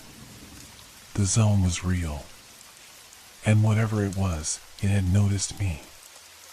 I didn't sleep that night. Every time I closed my eyes, I saw it, the shadow, the figure with its empty face, the hum that still vibrated in my ears. I could still feel the coldness that had wrapped around me, making my skin crawl. What had I seen? Was it real? Was it just my mind unraveling, fraying at the edges from too many sleepless nights spent chasing stories and whispers? But no, I knew deep down what I had seen wasn't just a trick of the light or a figment of my imagination. By morning, the strange events had already started to fade from my mind, almost like they were being pushed aside by the force of the mundane, the ordinary. The sun had risen, casting a warm, golden glow over the town, and yet it felt wrong. The streets were empty again, but the silence seemed different now, heavier. My footsteps on the cracked pavement echoed too loudly, like I was being followed, even though I knew there was no one behind me. The only place left to go was the library. Mrs. Dalloway's warning echoed in my mind as I made my way through the winding streets. The zone doesn't like to be ignored. I didn't know what the zone was, exactly, but I had to find out. The more I tried to push it out of my thoughts, the stronger it became, clawing at the edges of my mind, demanding attention. I wasn't going to back down. I had to get to the bottom of it. The library was a strange, old building at the end of Main Street, hidden behind an overgrown garden that looked like it hadn't been tended to in decades. The windows were covered in dust, and the door creaked like it had been closed for years. Inside, the air smelled like mildew and forgotten pages, and the light filtering through the grimy windows was dim and uneven. The walls were lined with shelves, but books packed tightly together as though they were trying to keep something hidden. I approached the front desk, where a thin, pale man sat hunched over a thick book, his glasses perched precariously on the bridge of his nose. His eyes flickered up as I approached, but he didn't smile. He didn't seem pleased to see me. "Can I help you?" he asked, his voice monotone, almost detached. "I'm looking for information about the zone," I said carefully, watching his reaction closely. The mention of the word made his eyes narrow slightly, a flicker of something, fear, maybe, crossing his features. For a moment, he didn't speak. Instead, he lowered his head, as if weighing his words, before finally nodding toward a dark corner of the room. "The books on the zone, they're in the back. But you'll find more than you expect," he murmured, his voice barely above a whisper. I felt a shiver run down my spine as I made my way to the back of the library. The shelves here were ancient, the wood warped and cracked from years of neglect. I pulled out several books, their spines stiff and cracked, and began flipping through them. Pages and pages of old myths, rumors, and strange occurrences that seemed to intertwine with the stories I had already heard. Some of the pages were torn, others stained with what looked like old ink. The further I read, the more the words seemed to blur together. The stories weren't just about ghostly figures or disappearances. They spoke of strange phenomena, disturbances in time and space, of people who walked into the zone and never returned, and of those who did, only to come back changed, broken, as though they had been touched by something beyond human understanding. Some said the zone was a tear in the fabric of reality, others claimed it was a rift between dimensions, and some even believed it was a doorway to something ancient, something far older than anything humanity could comprehend. The deeper I went into the books, the more I realized that the zone was not a place. It was something far more insidious. It wasn't just the town, it wasn't just a physical location, it was a force, an invisible weight that warped reality itself. And it had been waiting for me. I slammed the book shut, my breath coming in short bursts. The room felt colder. The air felt thicker, as if something was pressing against me, just out of reach. A low hum, similar to the one I had heard the night before, filled the air. I looked around the room, my heart pounding. There was no one there. But the hum was growing louder, closer. My legs felt heavy, like they were made of lead. I forced myself to stand and move toward the door, but as I reached for the handle, the library seemed to shift. The walls bent inward, the shelves warping and twisting in ways that shouldn't have been possible. The room stretched, elongated, and then it contracted. My stomach churned. The space around me wasn't real anymore. It was like I was standing in a world that was losing its shape, unraveling at the seams. I stumbled back, my mind reeling, trying to make sense of what was happening. I reached for the door, but it was no longer there. I was trapped. I turned around frantically, my eyes searching for an exit, but the walls seemed to close in on me, pulling me deeper into the impossible space. The hum was deafening now, a cacophony of voices overlapping each other, indistinguishable but omnipresent. Then, from the far corner of the room, I saw it again. The figure. It wasn't the same as before. It was different. Its form flickered, its shape wavering like a mirage, but I could still feel its presence. I could feel it watching me, studying me. The space around it twisted unnaturally, and the hum seemed to come from it. From inside it. I opened my mouth to scream, but no sound came out. The figure moved, slowly, purposefully, toward me. It was taller now, its body contorting in ways that defied physics, its edges flickering in and out of existence like a faulty signal. I backed away, my breath ragged, but the room kept shrinking, closing in around me until there was nowhere to run. The figure raised one long, thin arm, and I felt the air grow colder, the temperature dropping rapidly, as though I was standing in the heart of winter itself. Just as it reached out toward me, I woke up. But when I opened my eyes, I was still in the library. I was still holding the book. The shelves were normal. The room was normal. It had all been a dream, hadn't it? I tried to shake the lingering unease that clung to me like an oppressive fog. The library was just a library again, nothing out of the ordinary. The musty smell of old paper, the dusty shelves, the faint sound of my breath as it echoed in the silence. But something had shifted inside me. It wasn't just the figure. It wasn't even the hum. It was the feeling that had crept in unnoticed, the sensation that I wasn't alone anymore, that something had latched onto me, something that I couldn't escape. I took a deep breath, forcing myself to focus. I couldn't let fear control me. I had come here to uncover the truth. I needed answers. But the more I read, the more the words seemed to warp, like they were taking on new meanings, new shapes, without my permission. Time seemed to slow down as I flipped through the pages. I read of the zone, of the people who had ventured too close, of those who had become lost in it, their minds forever changed, twisted. But there were other accounts of people who had disappeared entirely. No bodies. No traces. Nothing. Just a void where they had once stood. My hands were shaking now, the words blurring together. I couldn't stop reading. I couldn't stop myself from feeling like I was being pulled deeper into something I wasn't ready to face. Something ancient. Something that had been here long before I arrived. I slammed the book shut, my mind racing.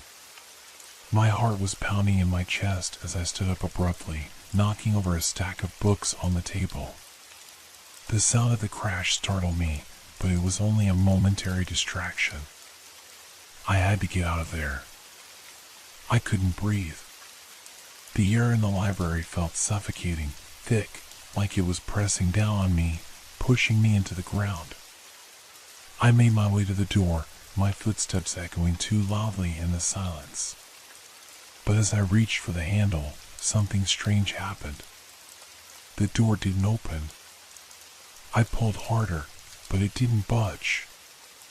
I could feel the tension building inside me, a sense of claustrophobia that made my throat tighten.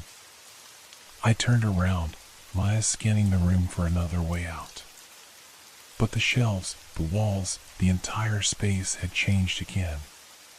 They were no longer in their usual places.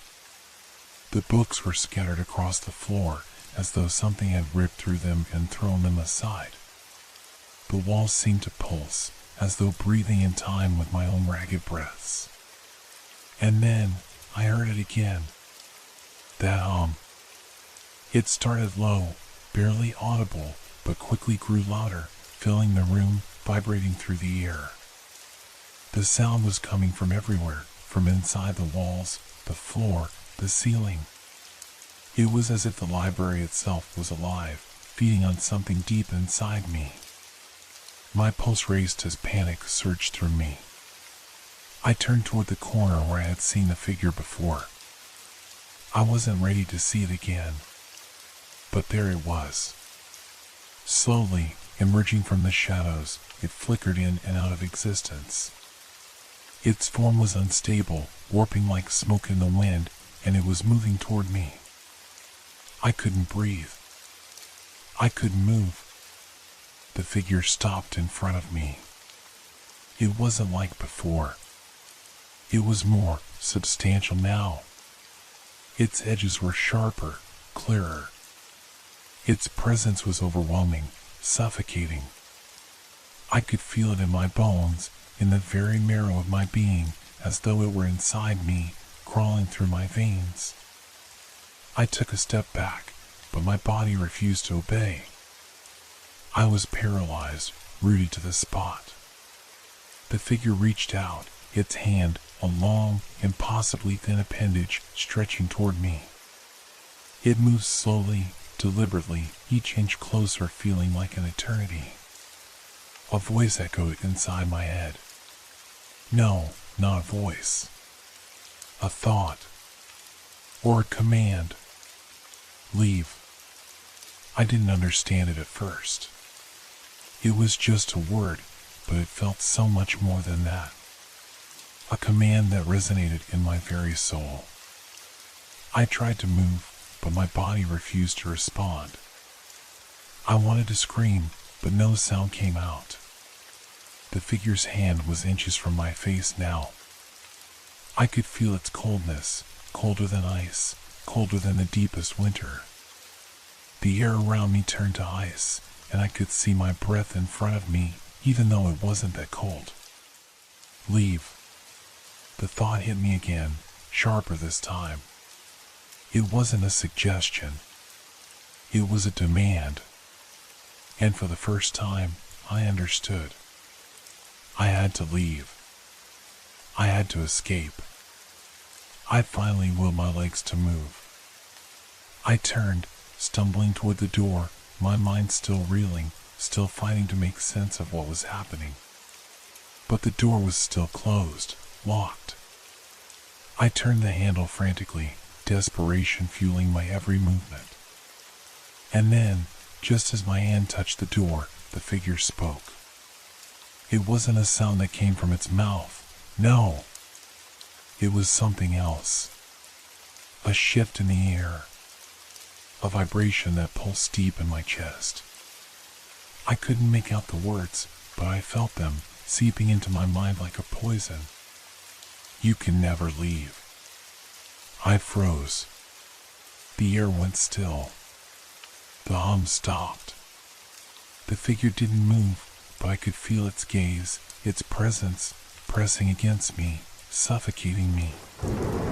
I couldn't think. I couldn't breathe. The walls of the library seemed to close in, and the space around me warped, the shelves bending at unnatural angles. I could see the entire room twisting, warping, like it was being stretched and torn apart at the seams. The library was no longer just a library. It was part of something much bigger. Something much older. And then, as if I had crossed some unseen threshold, the door burst open with a violent force. I was thrown backward, landing hard on the ground. The world around me spun, the edges of my vision blurring as I scrambled to my feet. I didn't know how I had gotten out, but I didn't care. I just ran. I ran out of the library, out of the town, not stopping until the sky was filled with the first light of dawn. My legs burned. My heart pounded. But I didn't look back. The zone was real. And it had just let me go. I don't know how long I ran. Time lost all meaning. The town blurred into a haze behind me, its twisted streets and eerie silence swallowed by the rising sun. The further I went, the more the air seemed to shift around me.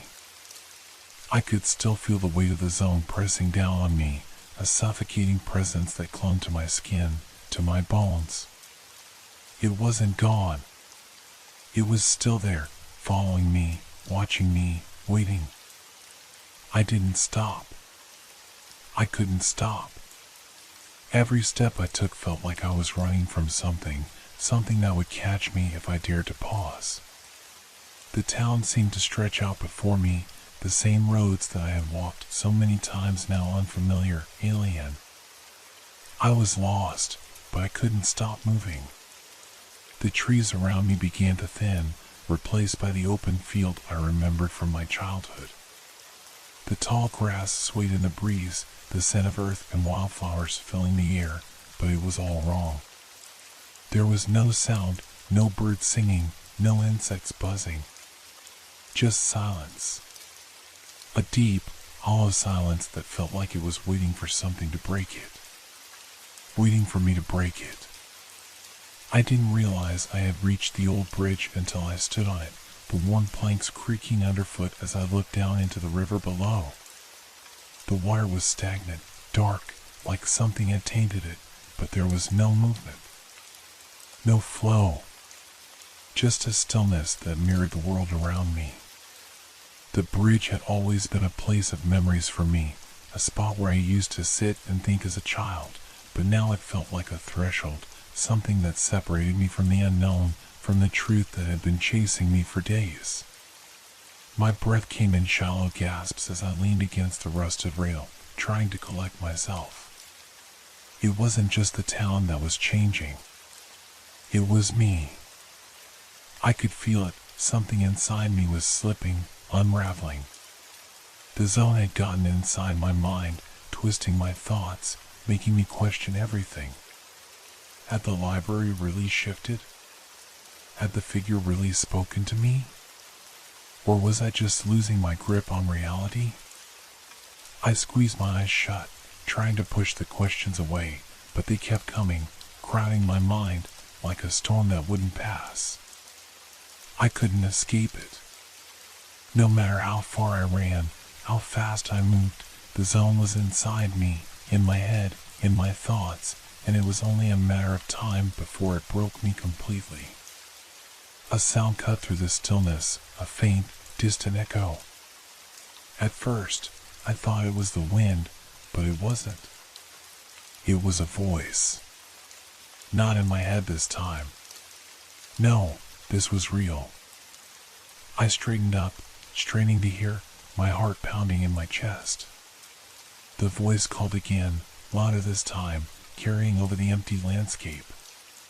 It was soft, a whisper that seemed to float on the air, but it was unmistakable. My name. I spun around, looking for the source, but there was nothing. No one. Just the empty field, the still river, and the bridge stretching out behind me. My pulse raced as I scanned the horizon, but there was nothing. Nothing but the oppressive silence pressing in from all sides. And then, from the corner of my eye, I saw it. A figure, standing at the edge of the trees. I couldn't make out the details at first. It was just a shape, a shadow among the dark trunks. But I knew what it was. The same figure. The same distorted presence that had haunted me since the library. It was here. It had found me. I stumbled back, my mind racing. How was it possible? I had escaped. I had gotten away. I had left the town behind. But it was still here. Still following me. The figure didn't move. It just stood there, watching me. And I couldn't shake the feeling that it wasn't just observing me, it was waiting. Waiting for me to make a move, to do something. I didn't know what it wanted, but I knew one thing, it wasn't just a part of the town. It was part of the zone, and I had walked into its territory. I turned and ran again, not looking back. But as I crossed the bridge, the ground beneath me seemed to shift. The air thickened, like it had before.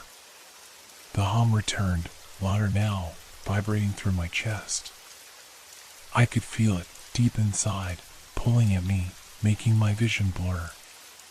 The zone was alive, a living thing, and it was trying to consume me.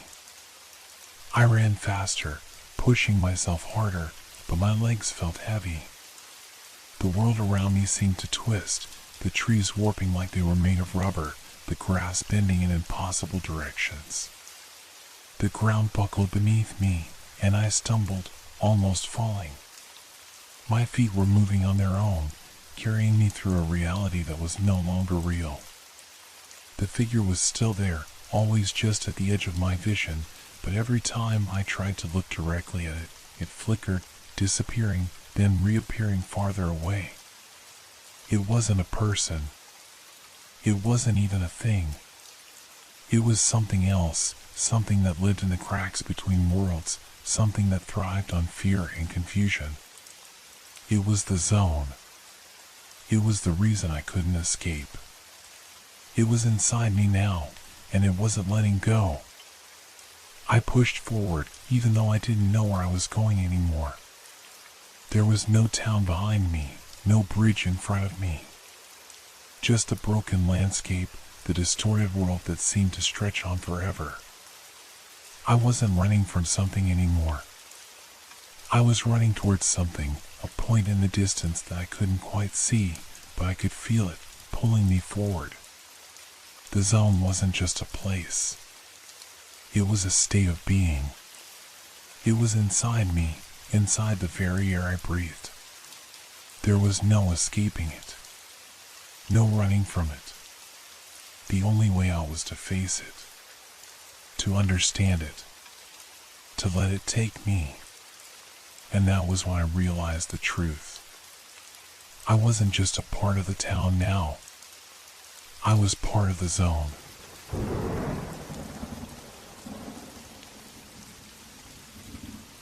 The envelope lay on my doorstep, pale against the dark wood. There was no stamp, no return address, just my name written in neat, deliberate letters. I hesitated before picking it up. Something about it felt wrong. The weight, the texture of the paper, even the ink, it all felt too intentional, too precise. But curiosity won over unease, and I slid a finger under the seal, tearing it open. Inside was a single sheet of thick, yellowed paper. The message was brief, scrawled in the same careful handwriting. He is closer than you think. Watch the shadows. A chill crept down my spine. My first instinct was to dismiss it as a prank, but the silence of my apartment disagreed. The air felt heavier, as if the walls were listening. I glanced around, my eyes darting to the windows. The street below was empty, the lamps casting long, distorted shadows. I stepped back inside, locking the door behind me. The letter still trembled in my grip. Something about it gnawed at me, an unease I couldn't quite place. Who sent this? And why? I flipped the envelope over, searching for any clue. Then I noticed something I had missed before, a faint, almost invisible emblem embossed in the corner. A small insignia of an old-fashioned post horn. Something about it seemed familiar, but I couldn't place it. I needed answers. And I had a feeling this was only the beginning. I turned the envelope over in my hands, my thumb tracing the embossed post horn. The symbol nagged at something deep in my memory, but I couldn't grasp it. Was it a logo? An organization? A forgotten detail from my past? I walked to my desk and placed the letter under the lamp, tilting it at different angles. The paper had a strange texture, slightly rough, like it had been handled many times before reaching me. The ink, now that I looked closer, wasn't quite black. There was a subtle tint of deep blue, almost like it had been written with an old-fashioned fountain pen. I reached for my phone, my fingers hesitating above the screen. Who could I even call about this? The police? And say what? That I received a cryptic letter with no sender? They would dismiss it as a prank. Instead, I typed post horn symbol history into the search bar. A series of images loaded, postal service logos, old stamps, a few antique insignias. My eyes skimmed the results until one made my breath hitch. A nearly identical post horn imprinted on wax seal. The caption beneath the image read, "Symbol of the vanished courier, a legend of lost letters and unsolved crimes." My heartbeat quickened. I clicked on the link. The article was from an obscure blog about urban legends. It told the story of a mysterious postman from decades ago. No one knew his real name, only that he appeared unannounced, delivering letters that contained information no one should have known.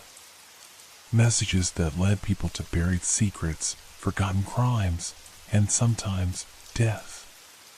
The postman was never caught, and some claimed he wasn't even human.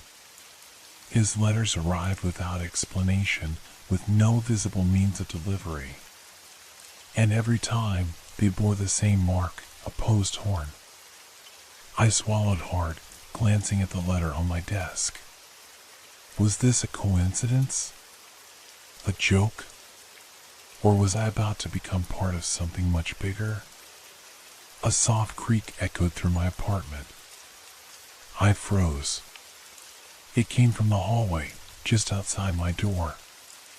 Holding my breath, I turned off the desk lamp, plunging the room into darkness. I moved slowly, pressing my ear against the door. Silence. Then, the faintest shuffle of footsteps. I wasn't alone. I stood frozen, my breath shallow, ear pressed against the wooden door. The silence in the hallway stretched, thick and suffocating. But I knew what I heard, footsteps.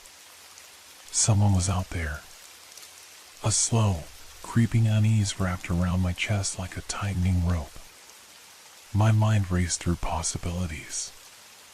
A neighbor? A late-night visitor? Or something else, something connected to the letter? I reached for my phone, my fingers trembling. The screen's glow painted my hands in an eerie blue light. I hovered over the emergency call button but hesitated. What would I even say? That I received a strange letter and now thought someone was outside my door? The police wouldn't take me seriously. Then another sound. Not footsteps this time. A faint, deliberate rustling, like fabric brushing against the door. I clenched my jaw, forcing myself to stay calm. My apartment wasn't big, but it was secure, deadbolt, chain lock, and a peephole. Slowly, I inched toward the peephole, careful not to make any noise. I took a deep breath and pressed my eye against the glass. The hallway was empty. A flickering bulb cast jagged shadows along the walls, stretching them unnaturally. The old wallpaper, peeling at the edges, looked almost like skin under the dim light. I waited, straining my eyes, my ears. But there was nothing. Then, just as I started to pull away, a movement. Quick. Subtle. A shifting shadow near the end of the hall, past my neighbor's door. I tensed. The shape was indistinct, blending into the darkness, but I knew it was there. Watching. I wanted to call out, demand to know who they were, what they wanted, but something primal in me screamed don't. I stepped back from the door, pulse hammering in my throat. My hands felt clammy, cold. The letter on my desk loomed in my peripheral vision, its cryptic message repeating in my mind. He is closer than you think. Watch the shadows. I turned back to the peephole, but the hallway was empty again. Had I imagined it? A deep unease settled in my stomach. Whether real or imagined, I knew one thing for certain. Someone had been there, and they knew I had the letter. I stepped away from the door, my heartbeat still erratic. The apartment suddenly felt smaller, the walls pressing in on me. My eyes flicked to the letter on the desk, its presence now heavier, more sinister. I couldn't ignore it. Not after what I had just seen, or thought I had seen. I needed to clear my head.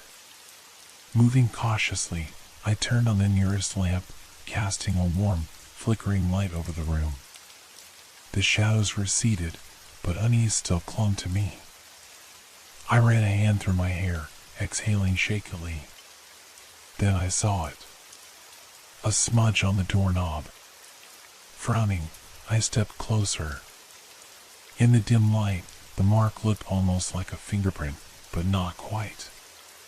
It was too long, too distorted, as if whoever, or whatever, had touched it had hands that didn't quite match human proportions. I swallowed hard, my stomach twisting. I reached out and hesitated an inch away from the metal. The mark wasn't dust or dirt. It was something else. A thin, greasy residue, barely visible yet unmistakable now that I had noticed it. I resisted the urge to wipe my fingers clean just from looking at it. My body screamed at me to leave. Get out of the apartment, go anywhere else. But my mind, clouded by a mix of fear and curiosity, refused to let go of the letter's warning. He is closer than you think. Watch the shadows. What if I was already too late? I forced myself to step away from the door and return to my desk. The lamp above illuminated the letter's rough texture, the ink's strange bluish tint. I traced the embossed post horn with my fingertip, pressing slightly. It felt solid, yet something shifted beneath the surface. My breath caught. I pressed harder. The paper gave way with a faint click, and a small slit appeared beneath the emblem. A hidden compartment? My fingers fumbled to pry it open, my mind racing. Inside, folded so thin it was nearly invisible, was a second note. This one was written in the same precise, deliberate script. Do not speak of the letter. Do not look for the sender. You are already being watched. A cold chill spread through my veins. My pulse pounded in my ears. Then, 3 slow knocks at the door. I stopped breathing. The knocks echoed through the apartment like distant thunder, deep and deliberate. My breath hitched. I didn't move. I didn't even blink. The only sound was the faint hum of my desk lamp, casting trembling shadows across the walls. My hands were clammy, the second note crumpling slightly between my fingers. Do not speak of the letter. Do not look for the sender. You are already being watched. My pulse pounded against my ribs. I turned my head toward the door, every muscle in my body tensed. Another knock. Slower this time. More forceful. I wanted to believe it was just a neighbor. Maybe someone needed help. Maybe. A sudden thought struck me like ice down my spine. I lived alone. I barely spoke to my neighbors. No one ever knocked on my door this late.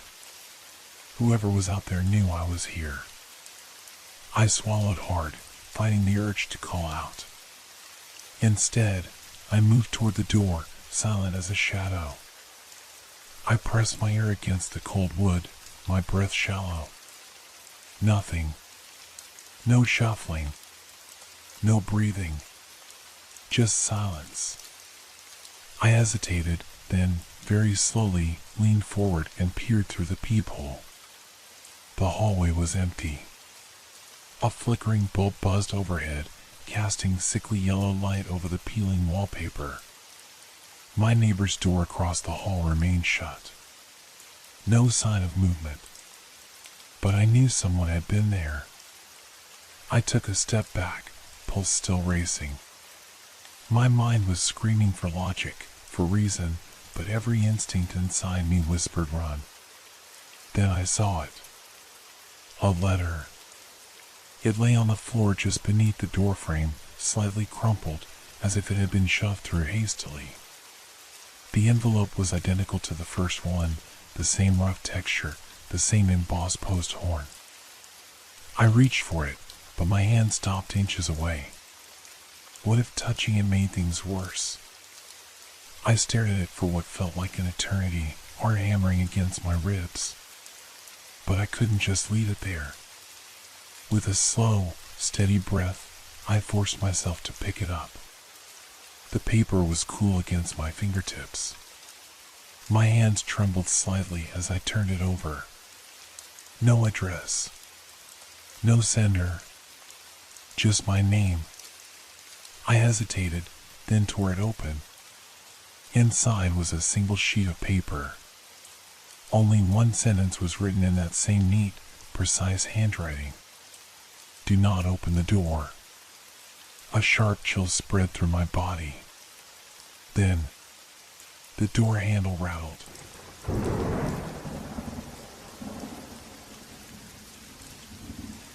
I never wanted to explore the basement. The house had been mine for almost a month, but I barely touched the heavy wooden door leading downstairs.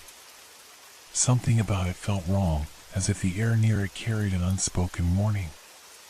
Every time I passed it in the hallway, a cold shiver ran down my spine. Maybe it was the way the wood had darkened with age, or the faint scent of dampness that seeped through the cracks. But tonight, something changed. It started with a sound. A soft, rhythmic tapping. It came from below, barely audible, like fingers drumming against the wooden beams. At first, I told myself it was just the old pipes settling. The house was nearly a century old, after all. But the tapping didn't stop. It became more deliberate, more insistent. I stood at the top of the basement stairs, staring into the darkness. My hand hesitated on the brass handle. The moment stretched, my breath shallow, my heart hammering against my ribs. It's just an empty basement, I told myself. Nothing more. But then came the whisper. Low, breathy. Almost human. I couldn't make out words, but the tone sent a wave of cold through my body. My skin prickled. My rational mind screamed at me to walk away, to lock the door and pretend I never heard anything. Instead, I turned the handle and stepped inside. The air was thick with dust and something else, something sour, like old wood and forgotten time. I reached for the light switch, but the bulb flickered weakly before dying out completely. Darkness swallowed everything. For a moment, I considered retreating. Then I saw it. A faint outline in the farthest corner. A shape that shouldn't be there. The tapping stopped. The whispering grew louder. And I realized I wasn't alone. The darkness pressed against me like a living thing. Thick, suffocating. The air smelled of damp wood, rust, and something faintly metallic, something that made my stomach twist. I didn't move at first. I just stood there, gripping the cold railing, my breath coming in short, uneven bursts. The whispering had stopped. The tapping had stopped. But the silence was worse. It felt unnatural, like the house itself was holding its breath. Then, my eyes adjusted. The shape in the farthest corner wasn't just a trick of the shadows. It was real. A figure, tall and unmoving, stood against a brick wall, barely distinguishable from the darkness around it. My chest tightened as my fingers dug into the wooden railing. I couldn't tell if it was a person or something else. I reached into my pocket with trembling hands and pulled out my phone. My fingers were slick with sweat as I turned on the flashlight. The beam cut through the darkness, illuminating dust swirling in the stale air. The figure, if it had ever been there, was gone. I swallowed hard. "You're imagining things," I whispered to myself, but my voice sounded too small, too uncertain. I aimed the light around the basement. The walls were lined with old wooden shelves, covered in cobwebs and layers of dust so thick that time itself seemed frozen down here. Rusty tools hung from nails, their jagged edges dulled by age. A few cardboard boxes sat stacked against the wall, their labels faded beyond recognition. But then, my light fell on something else. A door. It was at the far end of the basement, partially hidden behind a rotting wooden cabinet. I hadn't noticed it before, and judging by the way the cabinet leaned against it, maybe no one was meant to. I took a cautious step forward. The wooden floor creaked beneath me, the sound too loud in the stillness. My breath hitched. Then, the tapping started again. Not from above. Not from the walls. From behind the door. My body locked up, every muscle screaming at me to run. But I couldn't move. My feet were rooted to the cold floor, my hands clenched into fists. Then, something else happened. The doorknob turned. Slowly. Deliberately. And a voice, low, rasping, and impossibly close, whispered from the other side. "You shouldn't be here."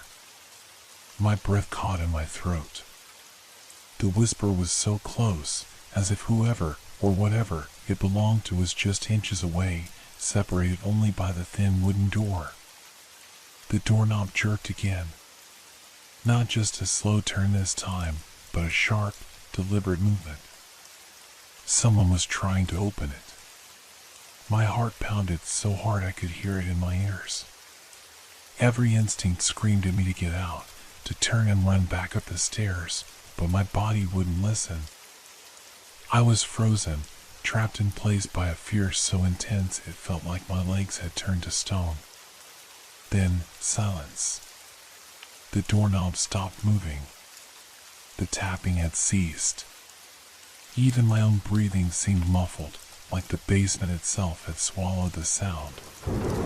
I took a shaky step back, never taking my eyes off the door. My phone's flashlight wavered in my trembling grip, casting jagged shadows along the rough brick walls. I needed to leave. Now. But just as I turned to flee, something changed. A smell. Thick, cloying, rotten. It hit me like a wave, seeping into my lungs, curling around my throat. It was the scent of something long dead, something left to decay in the dark. I gagged, pressing the sleeve of my shirt to my nose, but the stench was overpowering. It filled the basement like a heavy fog, making my eyes water. And then I heard it. Not a whisper this time. Not a tap. A breath. Slow. Labored. Coming from the other side of the door. Something was in there. The thought sent a bolt of panic through me, and suddenly, my paralysis broke. I stumbled backward, my shoulders slamming into a rickety metal shelf. A rusted wrench clattered to the floor, the noise deafening in the stillness. And that's when I saw it. The gap. A small space between the bottom of the door and the cold cement floor. And from that gap, something moved. A shadow. Not just shifting, but reaching. Stretching out toward me. I gasped, my entire body seizing up. The fingers, because that's what they looked like, were too long, too thin, curling unnaturally as they clawed at the floor. The skin was pale, almost translucent, like something that had never seen sunlight. I stumbled back, my phone slipping from my grasp. It hit the floor with a dull thud, the flashlight rolling, casting erratic beams of light across the room. The shadows twisted and swayed, distorting the figure beneath the door, making it seem as if it were writhing. And then, The door lurched forward, slamming against the wooden cabinet with enough force to shake the dust from the ceiling. I didn't wait to see what would happen next. I turned and ran. Up the stairs, my feet barely touching the steps. My shoulders slammed into the basement door as I shoved it open, nearly tripping over myself as I stumbled into the hallway. I spun around, breathing hard, and slammed the door shut. My hands fumbled for the lock, twisting it with frantic desperation. Click. Locked. I staggered back, chest heaving, staring at the closed basement door. My entire body trembled. My skin was damp with cold sweat. Silence. For a moment, I thought it was over. Then, from the other side of the door, a single, deliberate tap, and a whisper. "See you soon." The whisper echoed in my skull, vibrating with a strange, maddening resonance. "See you soon." I pressed my back against the door, my breath coming in shallow gasps. The words rattled through my mind, refusing to leave. They felt like a threat, but they were so calm, so deliberate.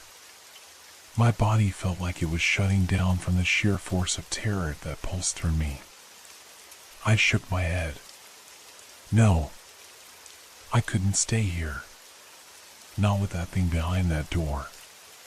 But as I took a step backward, something caught my eye. The shadows in the hallway seemed off. They were deeper, darker than they should have been. Almost like they were moving, stretching and contracting in ways that didn't make sense. The walls, once solid and reliable, seemed to undulate, their surfaces warping, as if they were breathing, as if the house itself was alive. I blinked. Once. Twice. It was still there. I took another step back, but my foot hit something. A box. I looked down and saw it, an old cardboard box. The kind that you might store things in when you're moving. Its corners were frayed, and the label was barely readable. I crouched down, hands shaking, my heart thundering as I flipped open the lid. Inside was a stack of old photographs. Some were fading at the edges, others torn and curling. They had the kind of grainy texture that made them feel impossibly old. I hesitated before pulling one out. It showed a man and a woman, both with dark, hollow eyes. They were standing in front of what looked like a similar house, the one I was in now. But something was wrong with their faces, something twisted. Their smiles were too wide, too unnatural, as if they were forcing themselves to be happy in a place that didn't want joy. The house in the photo. It looked newer than the one I was in now, but there was something in the background that made my stomach churn. The basement door creaked. My head snapped up. I hadn't heard anyone, or anything, come near it. But now, the sound was unmistakable. The door was moving. The handle turned, just like before. Slowly, deliberately. I couldn't breathe. The room seemed to close in on me, my skin suddenly too tight. My legs shook so violently that I nearly dropped the photo in my hands. The door creaked open a fraction, just enough to let a thin strip of light spill into the hallway. And then, through the gap, I saw it. A hand. Pale. Long thin. It reached out from the darkness. The same hand I had seen under the door. It was slow at first, like it was testing the space between the door and the wall, stretching its fingers as if unsure whether it could truly reach out. My entire body tensed, and in that moment, something inside me snapped. I didn't care about the house, the photographs, the shadows anymore. All I could think about was escape. I dropped the photo, not caring where it landed. I bolted toward the stairs. My feet thundered on the wooden steps, my pulse racing faster than my legs could carry me. But as I reached the top, something slammed against the door behind me. The entire house shook, the walls growing as if in pain. The force of the impact sent me stumbling forward, my hand barely catching the railing to steady myself. And that's when I heard it. The sound of something scraping against the walls below. It was a low, dragging noise, like claws or nails scratching against stone. It was coming closer. I couldn't think. My body moved on instinct, my heart crashing against my ribs as I ran down the hallway toward the front door. I reached for the handle, but the door wouldn't open. The locks were turned. Someone had locked me in. The shadows in the hallway seemed to deepen, reaching toward me like dark fingers, stretching across the floor. A cold wind blew through the cracks in the walls, carrying that same foul scent from the basement. And then the door, my door, began to rattle. It sounded like something was trying to break in. Something strong, relentless. Something hungry. I turned around, looking for anything I could use. Anything to defend myself. My gaze landed on the kitchen knife on the counter, and without thinking, I grabbed it. My fingers barely wrapped around the cold handle before the sound of something slamming into the door behind me made me jump. The basement door was wide open now, and standing in the doorway, staring at me with those same empty eyes, was the man from the photograph. They weren't smiles. They were screams. I couldn't breathe. I couldn't move. The man in the doorway wasn't just staring at me, he was watching me. His eyes, wide and hollow, seemed to bore into me, dragging me into the depths of something I couldn't understand. His face, or what was left of it, was unnervingly still, the expression frozen in some eternal, twisted semblance of a smile. His lips curled unnaturally upward, stretching beyond the limits of what a human face should be able to do. The photo. The one with him and the woman. It clicked in my mind. He was the same man. But he wasn't supposed to be real. No. No, no, no, I whispered under my breath, the words coming out shaky, fragmented. My legs refused to move. Every part of me screamed to run, to get away from him, but the fear that gripped me was far worse than anything I had ever known. My heart thundered in my chest, too loud, too fast, making my head spin. The man didn't step forward. He didn't need to. His presence filled the space between us, a suffocating weight that made it impossible for me to think clearly. And then, just as my mind began to unravel under the pressure, he spoke. You should have left when you had the chance.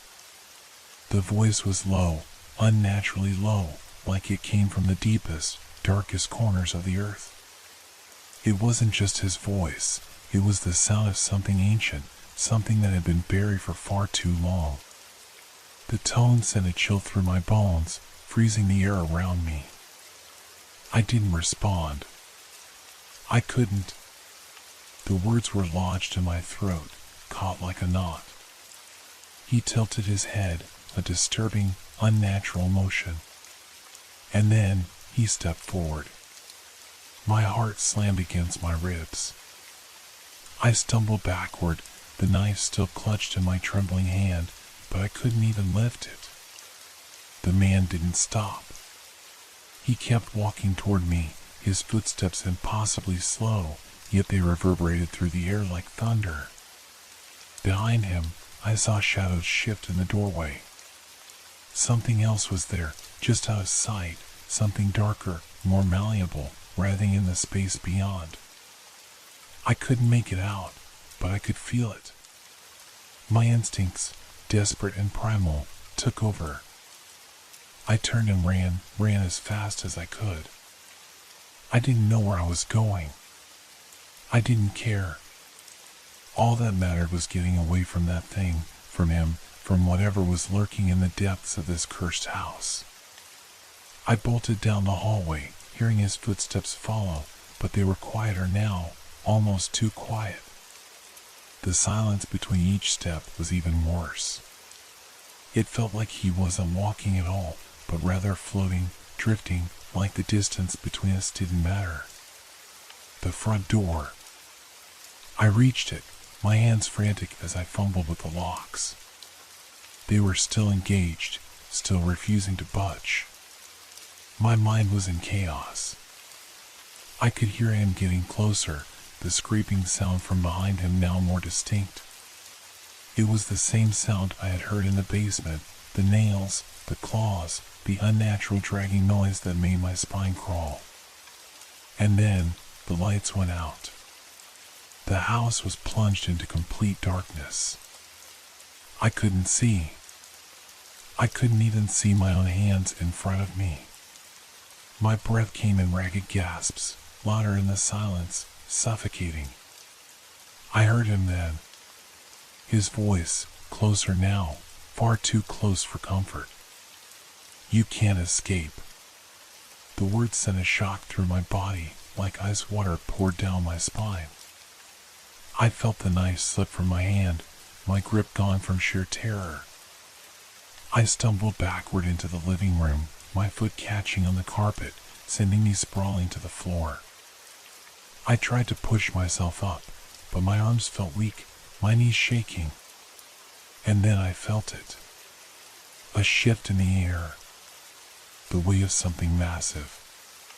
Something moving. I spun around, searching for a way out, but there was nothing in the blackness. And then I heard it. A single breath. Heavy. Rasping. Something was standing behind me. I didn't dare turn around. I couldn't. But I knew it was there. The thing. The man. And the others, the shadows, the whispers, they were all part of it now. I closed my eyes, the tears pooling, the panic consuming me. I didn't know what to do. I didn't know how to stop it. Then, I felt a cold hand on my shoulder. It wasn't a gentle touch. It was suffocating, like ice, like something that didn't belong. My body jerked violently, a scream choking in my throat, but no sound came out.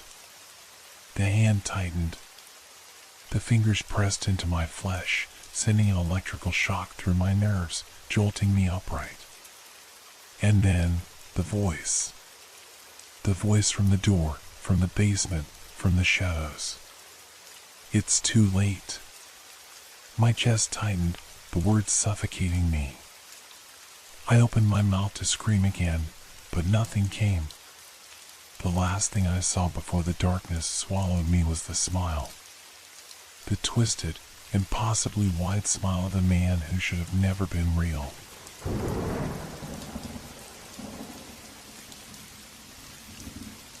Have you ever felt like someone is watching you? It's a strange question, isn't it? But that's exactly how this all started, with that unsettling thought that crept up in the back of my mind late one night. I should have known then, but I didn't. It was just a strange feeling. Nothing more. But that night, when I stepped out of my apartment to find a missed note from my neighbor, things began to shift. I hadn't seen him in days. His car was parked in the same spot, as always, but the windows were dark. Even when the weather was at its warmest, he usually left them cracked just a little. I didn't think much of it. We were just neighbors, after all. I knew he worked late, so maybe that's why I hadn't heard from him. Still, the more I thought about it, the stranger it became. And so, as I glanced at the faded slip of paper in my hand, My neighbor's handwriting scrawled with a message about a package. It didn't feel like the usual casual note we'd exchange over small things. Something about the way he signed it, "Please, help me," sent a jolt through me. It wasn't unusual for him to be private, but this was different. I made my way upstairs, my footsteps echoing in the hallway, each one a little louder than the last. His door was ajar, just slightly, a sliver of darkness inside the frame. And that tiny crack in the door was enough to unsettle me. I knocked, but the sound felt wrong in the quiet. There was no answer. I told myself I was being paranoid. It was just a neighbor who worked strange hours. He might have been out of town. Or sick. But the more I stood there, waiting in that dull hallway, the more I couldn't ignore the heavy silence that seemed to grow around me. I pushed the door open. The smell hit me first. A faint, sour odor, like something left to rot, lingered in the air. It wasn't strong, but it was enough to make me hesitate at the threshold. The apartment was still, too still, no signs of life. Nothing out of place at first glance. But as I stepped inside, the weight of the quiet pressed against me, and that's when I noticed it, his shoes neatly placed next to the door like he had just stepped in. His jacket thrown carelessly over the back of a chair. A half-empty glass of water still sitting on the table, condensation already drying up. I walked further in, my footsteps unnaturally loud in the quiet. Something felt wrong. I made my way through the living room, but there was no sign of him. No sign of a struggle, no sign of a reason why the door had been left unlocked. Nothing, except for the note. The same note I had found outside. "Please, help me." I swallowed hard, my throat dry. Why had he written that? It made no sense. Was it just a plea for help over something trivial? Or was it something more? The shadows in the corners of the room seemed to stretch out further, leaning on me. I glanced back at the door. It wasn't quite closed. There was a sliver of darkness in the hall. The clock on the wall ticked in rhythm, but I couldn't shake the feeling. The feeling that something wasn't right. I started to turn around, ready to leave. But then I heard it. A creak. Faint. Almost imperceptible. But it was there, coming from the far corner of the apartment where the hallway turned. My heart skipped a beat. And then a whisper, as though someone were breathing or waiting. I froze. My mind raced. Was someone in the apartment? Could he be hiding? I was gripped by a sudden impulse to call out, but something told me that would be foolish. It would only draw attention to myself. I moved slowly, trying to control my breathing. I should have left, but instead, I took a step towards the noise, my foot hitting the hardwood floor too loudly. The whisper stopped. I held my breath. The apartment seemed to swallow the sound. And then, something moved.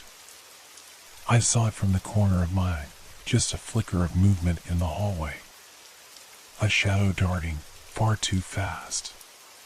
My pulse quickened, and I couldn't stop myself from stepping closer, my feet dragging across the floor, my mind screaming at me to stop, to leave, but something inside me refused. It was as though a part of me had already crossed the line. There, at the very edge of the hallway, the darkness seemed to form a shape, something that shouldn't be there. I stood still, frozen, watching as the shadow moved again, this time unmistakable in its shape. Then, the whisper came again, so close that I felt it in my chest. "Help me." But the voice wasn't his. It wasn't anyone I knew. It was something else. And that's when I knew I shouldn't have come. I didn't move for what felt like an eternity. The shadow at the edge of the hallway lingered, its shape darkening against the faint light coming through the apartment window. It didn't move. It didn't make a sound. But it was there, undeniable. "Help me," the voice whispered again. It was faint, barely audible, but it sent chills down my spine. This time, I didn't mistake the tone. It was a plea, a desperation that made my heart race. I swallowed hard, forcing myself to breathe, trying to steady my nerves. The logical part of my mind screamed at me to leave, to forget everything I had seen, to walk away and let it be someone else's problem. But the rest of me, something deep inside, refused to let it go. I needed to know what was happening. I had to find out. With each step I took towards the shadow, my pulse grew louder in my ears. I didn't dare make a sound. The apartment was too quiet now, too still. It felt as though the very air had thickened, pressing down on me, suffocating me with its silence. The hallway stretched ahead, dark and narrow, the shadows playing tricks on my eyes. It was as if the walls themselves were closing in around me, each inch I moved forward only tightening the grip of the fear crawling up my spine. The whisper came again, but this time it was sharper, clearer. "Help me." It was unmistakable, and it sent a wave of cold through me. The voice wasn't just a whisper anymore, it was as if it was inside my head, inside my very thoughts. I flinched. Was this real? Was I losing my mind? I had to remind myself to breathe, to stay calm. The shadow at the corner of the hallway shifted slightly. It wasn't much, but it was enough to make my blood run cold. I had no choice but to move closer, now unable to stop myself. As I approached the darkened corner, I reached out with a trembling hand, my fingers brushing against the cold, smooth wall. The texture felt strange, different, like it had been worn down by something more than just time. The air smelled faintly of mildew, but there was also something else, something metallic, almost sharp. It burned my nostrils. I reached the edge of the hallway, peering into the dark space ahead. The shadows seemed to meld with the darkness, blending in so perfectly that it was hard to tell where it began and where the room ended. And then I saw it. A figure. Or, at least, I thought I did. It was more of a shape than a person, shifting in the darkness. But it wasn't like anything I had ever seen. It wasn't human. Its form seemed to flicker, like a bad television signal, warping and distorting with each passing second. For a moment, I couldn't move. The air was thick with something unspoken, something ancient. The figure shifted again, just slightly, and that's when I heard it, something scraping against the floor, low and guttural, like claws against wood. My stomach churned, my hands shaking as I stepped back. I tried to call out, to scream, but no sound came. I couldn't make a noise, as though something in the room had stolen my voice. And then, the figure moved. It wasn't fast, but it was relentless, its shape twitching and stretching unnaturally. My mind couldn't comprehend it. It shouldn't have been moving like that. Its form shouldn't have been able to contort so much. But it did.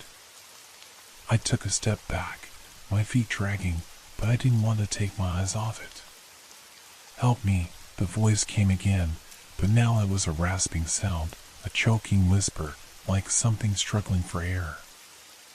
I froze, unable to breathe, unsure whether the voice was still inside my head or if it was coming from the thing in front of me. The shape seemed to grow larger. Its edges were blurry, indistinct. For a split second, I thought I saw a face, wide, hollow eyes, a mouth stretched impossibly wide, lips pulled back into something that could almost be a smile, but it wasn't a smile. It was something far worse. I couldn't tell if it was real or if my mind was playing tricks on me. But I could feel it now, the weight of the darkness. It wasn't just in front of me, it was in the room with me, pressing in from all sides. The walls felt like they were closing in, the air growing heavier, colder. I could feel my heartbeat in my throat, the panic rising, thick and suffocating. I needed to leave. I needed to run. But my feet wouldn't move. The figure reached out. Its hand, or whatever it was, stretched towards me, long, spindly fingers that seemed to blur, to twitch with unnatural speed. I gasped, stumbling back, but my feet were rooted to the spot. I could feel it, feel the cold radiating from the thing as it grew closer. Then, just as suddenly as it had appeared, the figure froze. Its hand, still outstretched, hovered just inches from my face. The silence that followed was deafening. I couldn't think. I couldn't breathe. And then, without warning, the figure vanished. One moment, it was there, and the next, it was gone. Just like that. I stumbled backward, my back hitting the wall behind me. My chest was tight with fear. My mind was a whirlwind of confusion and terror. Had it all been real? Was I hallucinating? But the room, it felt different now. The air was thick, the darkness more oppressive. I wasn't alone.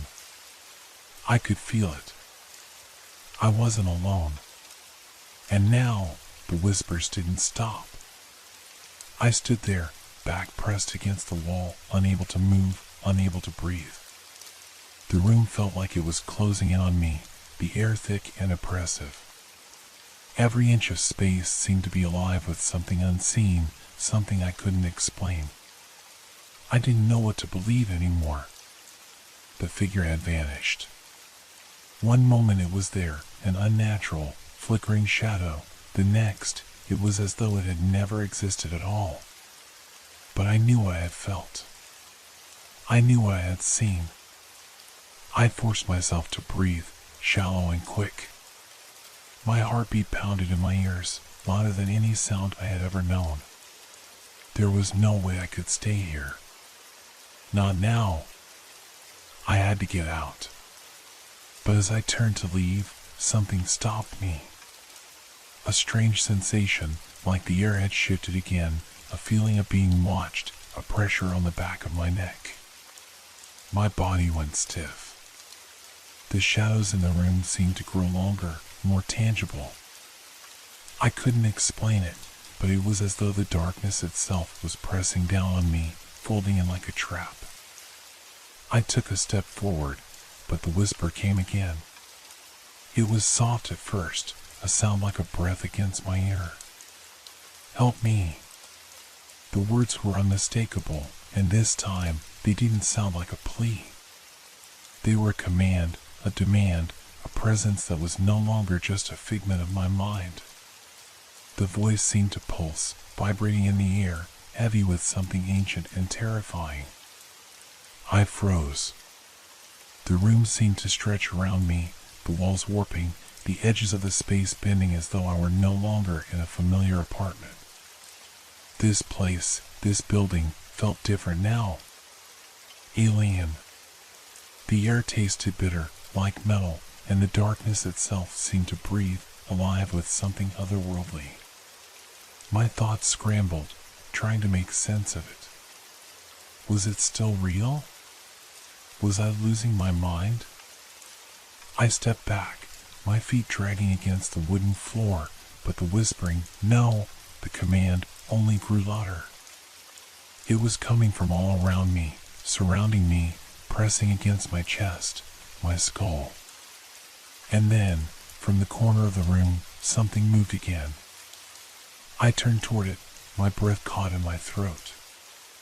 At first, There was nothing, just the empty corner. But the longer I stared, the more I began to see. A flicker of motion in the shadows. A shift.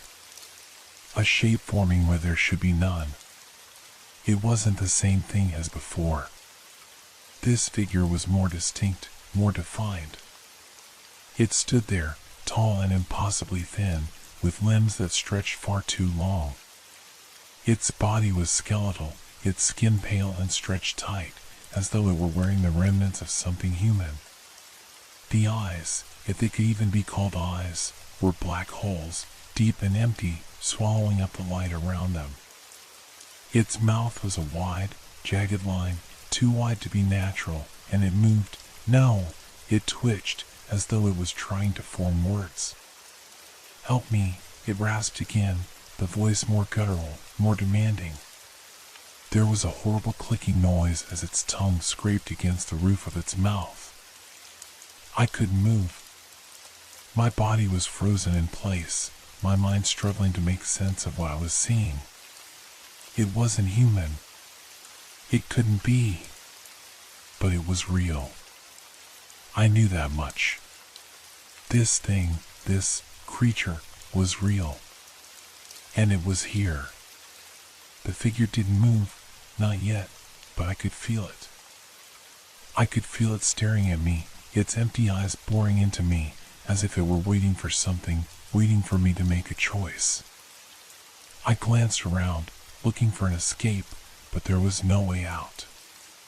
The hallway had closed in behind me, the door to the apartment now completely gone, as though the room itself had swallowed it whole. My thoughts spiraled, trying to find a solution. I needed to act. I needed to get out. But my body wouldn't obey. The thing in front of me twitched again. A horrible, jerking movement, like it was trying to force itself into motion. Its head tilted to the side, and I heard the same voice again, louder this time, as though it were right beside me. "Help me." It wasn't just a plea anymore. It was a demand. And suddenly, I realized that this wasn't about me.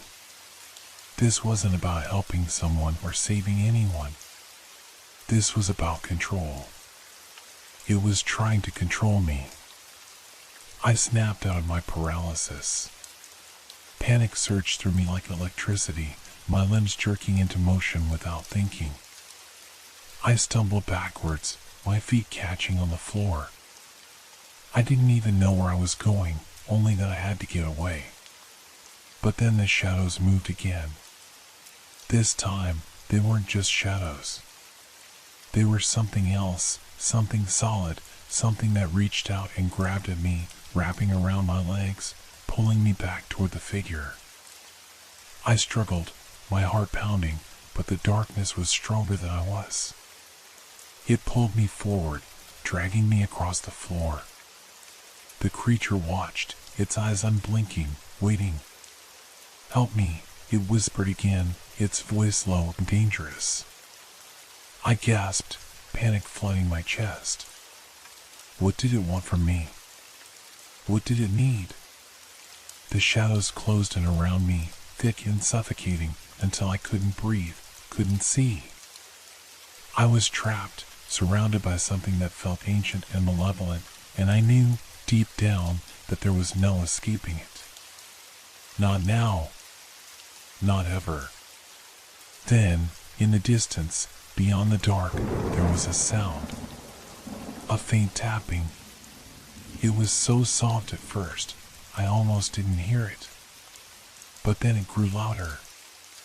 A rhythmic knocking, like something tapping against wood. I tried to focus on it, on anything that wasn't the nightmare in front of me, but the tapping only grew more frantic. Faster. Louder. Until it was almost deafening. And then, just as suddenly as it had started, it stopped. The silence that followed was worse than anything before it. The creature, the shadows, the presence, they were all still there. But now, it was different. There was something else in the room. Something I couldn't explain. Something was coming, and I wasn't sure I would survive it. The silence pressed down on me, suffocating, like the weight of 1,000 tons of stone crushing my chest. The thing before me, no, the things, remained still. The shadows didn't flicker anymore. They were like a thick, impenetrable fog, stretching, folding, twisting around my feet, clinging to my body like hands, pulling me deeper into the suffocating dark. I couldn't move. My legs were frozen, my arms weighed down by an invisible force. Every attempt to take a step was met with resistance. I felt as though I was being drawn into the very fabric of the apartment, the walls closing in around me like a trap. The shadows were alive, crawling, whispering, reaching. The tapping had stopped, but something worse was now happening. It was like I could hear it, the sound, no, the presence, moving through the air. The hairs on the back of my neck stood on end. I couldn't see it, but I could feel it, this thing, whatever it was. It was closing in on me, slow, deliberate, like a predator stalking its prey. Help me. The voice was clearer now, though it came from everywhere. It was no longer just a whisper, but a raspy, guttural plea coming from the shadows, from the very walls, from inside my skull. It wrapped around my brain, worming its way in, digging deeper. I wanted to scream, to run, to fight back, but my body refused to obey. I was a prisoner to whatever force had taken hold of me. And then, the thing emerged from the shadows. It wasn't like before. It wasn't a flickering, shifting figure in the dark. It was solid, defined, real. It stepped into the faint light from the apartment window, its form cutting through the darkness like a blade. I could feel its presence, its weight, pressing down on me. It was tall, impossibly tall, its limbs long and angular, stretched to unnatural lengths. Its skin was ashen, slick like oil, and its eyes, those eyes, were not eyes at all, but two empty, black voids that swallowed the light around them. They were wrong. They hurt to look at. It moved slowly, but every step was deliberate. The air thickened with its every movement, the atmosphere becoming oppressive, suffocating. It spoke again, and this time I could hear the words more clearly, though the voice was not one I recognized. Come to me. It wasn't a question. It wasn't a plea. It was an order. A command that I felt deep in my bones, vibrating through my chest, my skull. I could feel the cold, the ice in my veins, the dread building, the panic clawing at my throat. And then, there was another sound. The sound that had been tapping before, like a slow, rhythmic knocking, this time coming from somewhere beyond the creature. From behind it. But I couldn't focus on it. I couldn't pull my gaze from the creature in front of me. I felt its presence closing in, its form stretching longer, impossibly long, like it was reaching for me, bending reality around it. The air was too thick to breathe. The world felt like it was warping, bending, stretching with every passing moment. It took a step closer. My body twitched, the urge to run building, but my legs refused to move. I couldn't escape. There was no escape. And then I heard it. A whisper. Soft at first, barely a breath, but then louder. Familiar. Help me. It was different this time. It wasn't the same guttural rasp from the creature. This was human. I knew it. It was coming from behind me. I twisted around, my eyes frantic, searching for the source. There, just beyond the doorway, standing in the dim light of the hallway, was a figure. A person. I couldn't breathe. It was him. My neighbor, Jack. The one who had gone missing. He was there, standing in the threshold, his face pale and drawn, his eyes wide, hollow. He looked like he hadn't eaten in days, his clothes torn and ragged. But it was his eyes, their emptiness, that sent a shiver through me. "Help me," he whispered again, his voice barely audible, strained. I wanted to shout, to rush to him, but I couldn't. I was rooted to the spot, my body betraying me. The creature in front of me grew closer, the air around it growing colder, denser. Jack's eyes locked onto mine, and then his mouth opened, wide, too wide.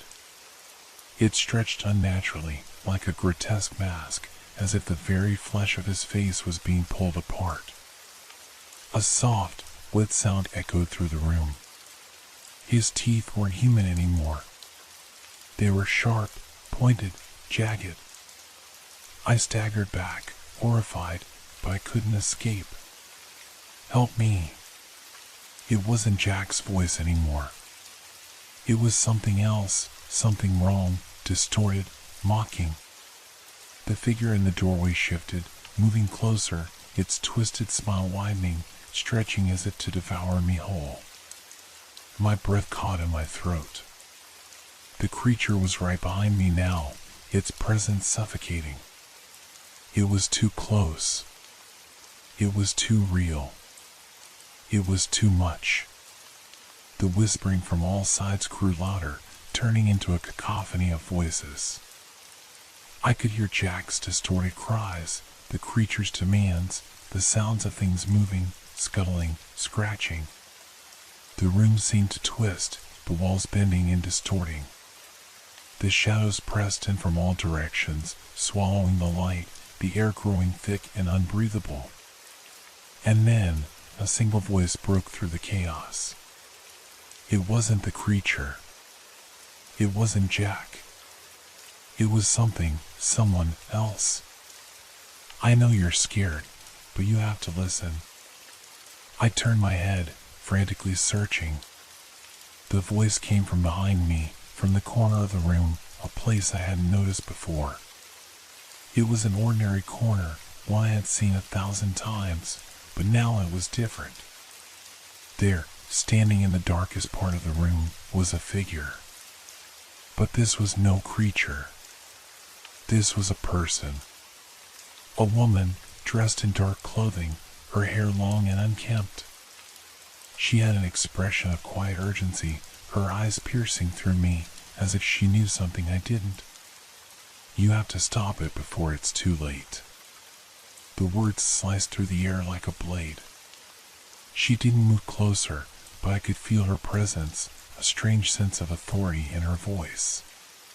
Something about her felt real, human, amidst all the darkness and madness. I was frozen. Everything seemed to freeze around me. The shadows, the creatures, Jack's distorted face, all that hung suspended in the air. The woman's gaze never left mine. "You're not alone in this," she said, her voice soft but firm. "But you need to act now, before it consumes you." I didn't understand. I didn't know what she was talking about. But her words were a lifeline, a thread of hope in a sea of terror. I didn't know how, but I knew I had to do something. I had to fight back. But against what? Against who? The room shifted again, the shadows closing in, the voices getting louder. Time was running out. I didn't have much left. The woman's eyes burned into me with an intensity one couldn't look away from. Her presence, though quiet, felt like a force of nature, as if she held the answer to everything swirling around me. The shadows, the creature, Jack's twisted form, it was all too much, and yet, her words hung in the air like a lifeline I was too terrified to grab. "You're not alone in this," she repeated, her voice calm, almost soothing, but the urgency behind it was undeniable.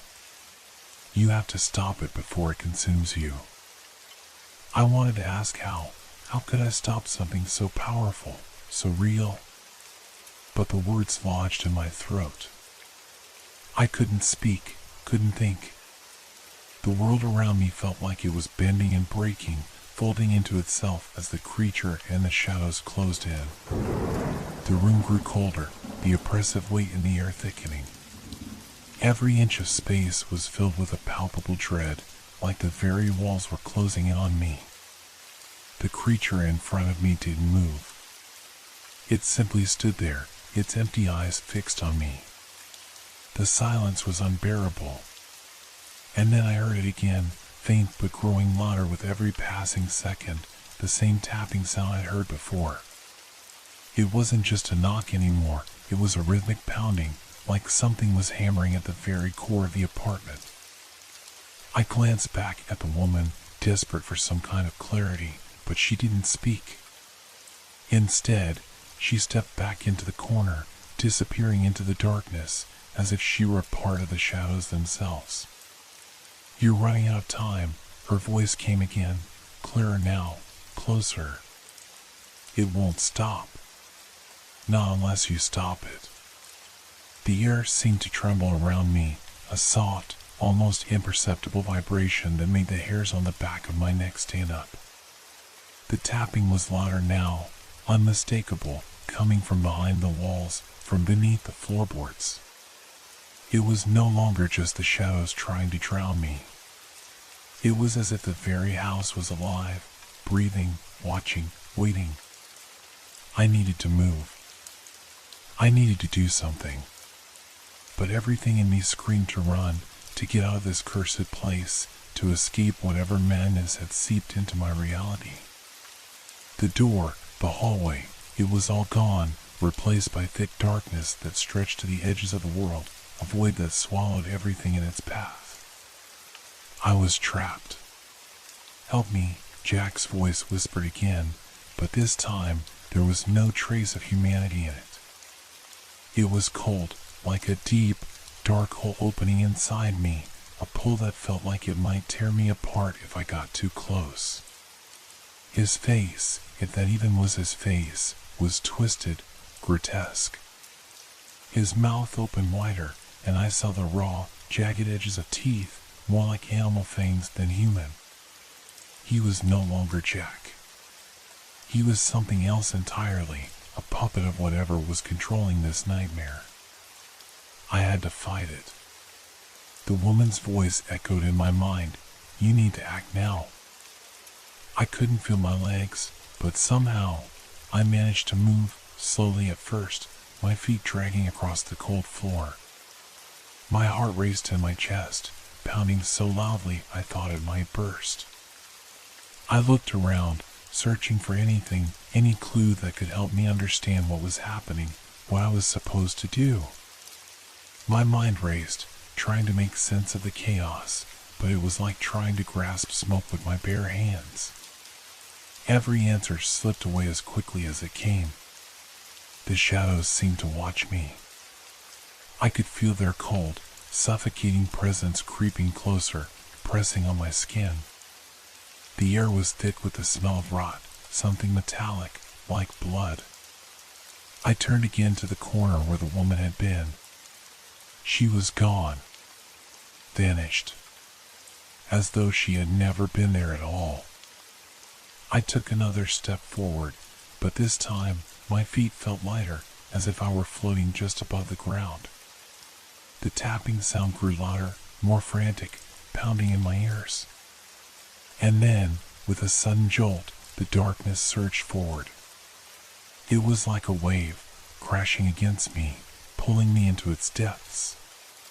The shadows wrapped around my legs, then my arms, constricting, pulling me back toward the center of the room. The creature stepped forward. It was so close now, I could feel the cold emanating from it, a freezing chill that crawled up my spine. I could hear its breathing, or was it just the sound of my own panicked gasps? My breath came in sharp, ragged bursts as I tried to break free from the tightening grip of the shadows. I had to do something. anything. I glanced around desperately, and that's when I saw it, the object on the floor, just beyond my reach. It was a broken piece of wood, jagged at one end, sharp like a splinter. My mind registered it in a split second, and before I even realized what I was doing, I lunged for it. The moment my fingers wrapped around the splinter of wood, the world seemed to shift. The shadows hesitated, like they were unsure, like they had felt the change in the air. The tapping noise stopped, replaced by a silence so profound it seemed to swallow every sound, every thought. And then I saw it, just for a moment, right before everything went dark. A pair of eyes. The same empty, hollow black voids. But this time, they were not in front of me. They were above me, and then to the side, and then everywhere I looked. The creature's gaze was omnipresent, suffocating, and I felt a scream rising in my chest. But I couldn't scream. My throat was tight, my body frozen. The thing that haunted me, the thing that had dragged me to this point, was everywhere now. I had no choice. I plunged the shard of wood into the darkness, into the heart of the shadows, and with a sickening crack, the world seemed to break. The room around me collapsed, the very air splitting open like an invisible tear in reality. And then, silence. For a moment, I thought I had woken up. The world was still. There was no tapping, no whispering, no cold, suffocating air. The shadows were gone. Everything was quiet, peaceful. But then the voice came again, softer this time. Help me. It was Jack's voice. But now, I knew something I didn't before. It wasn't over. It was only just beginning.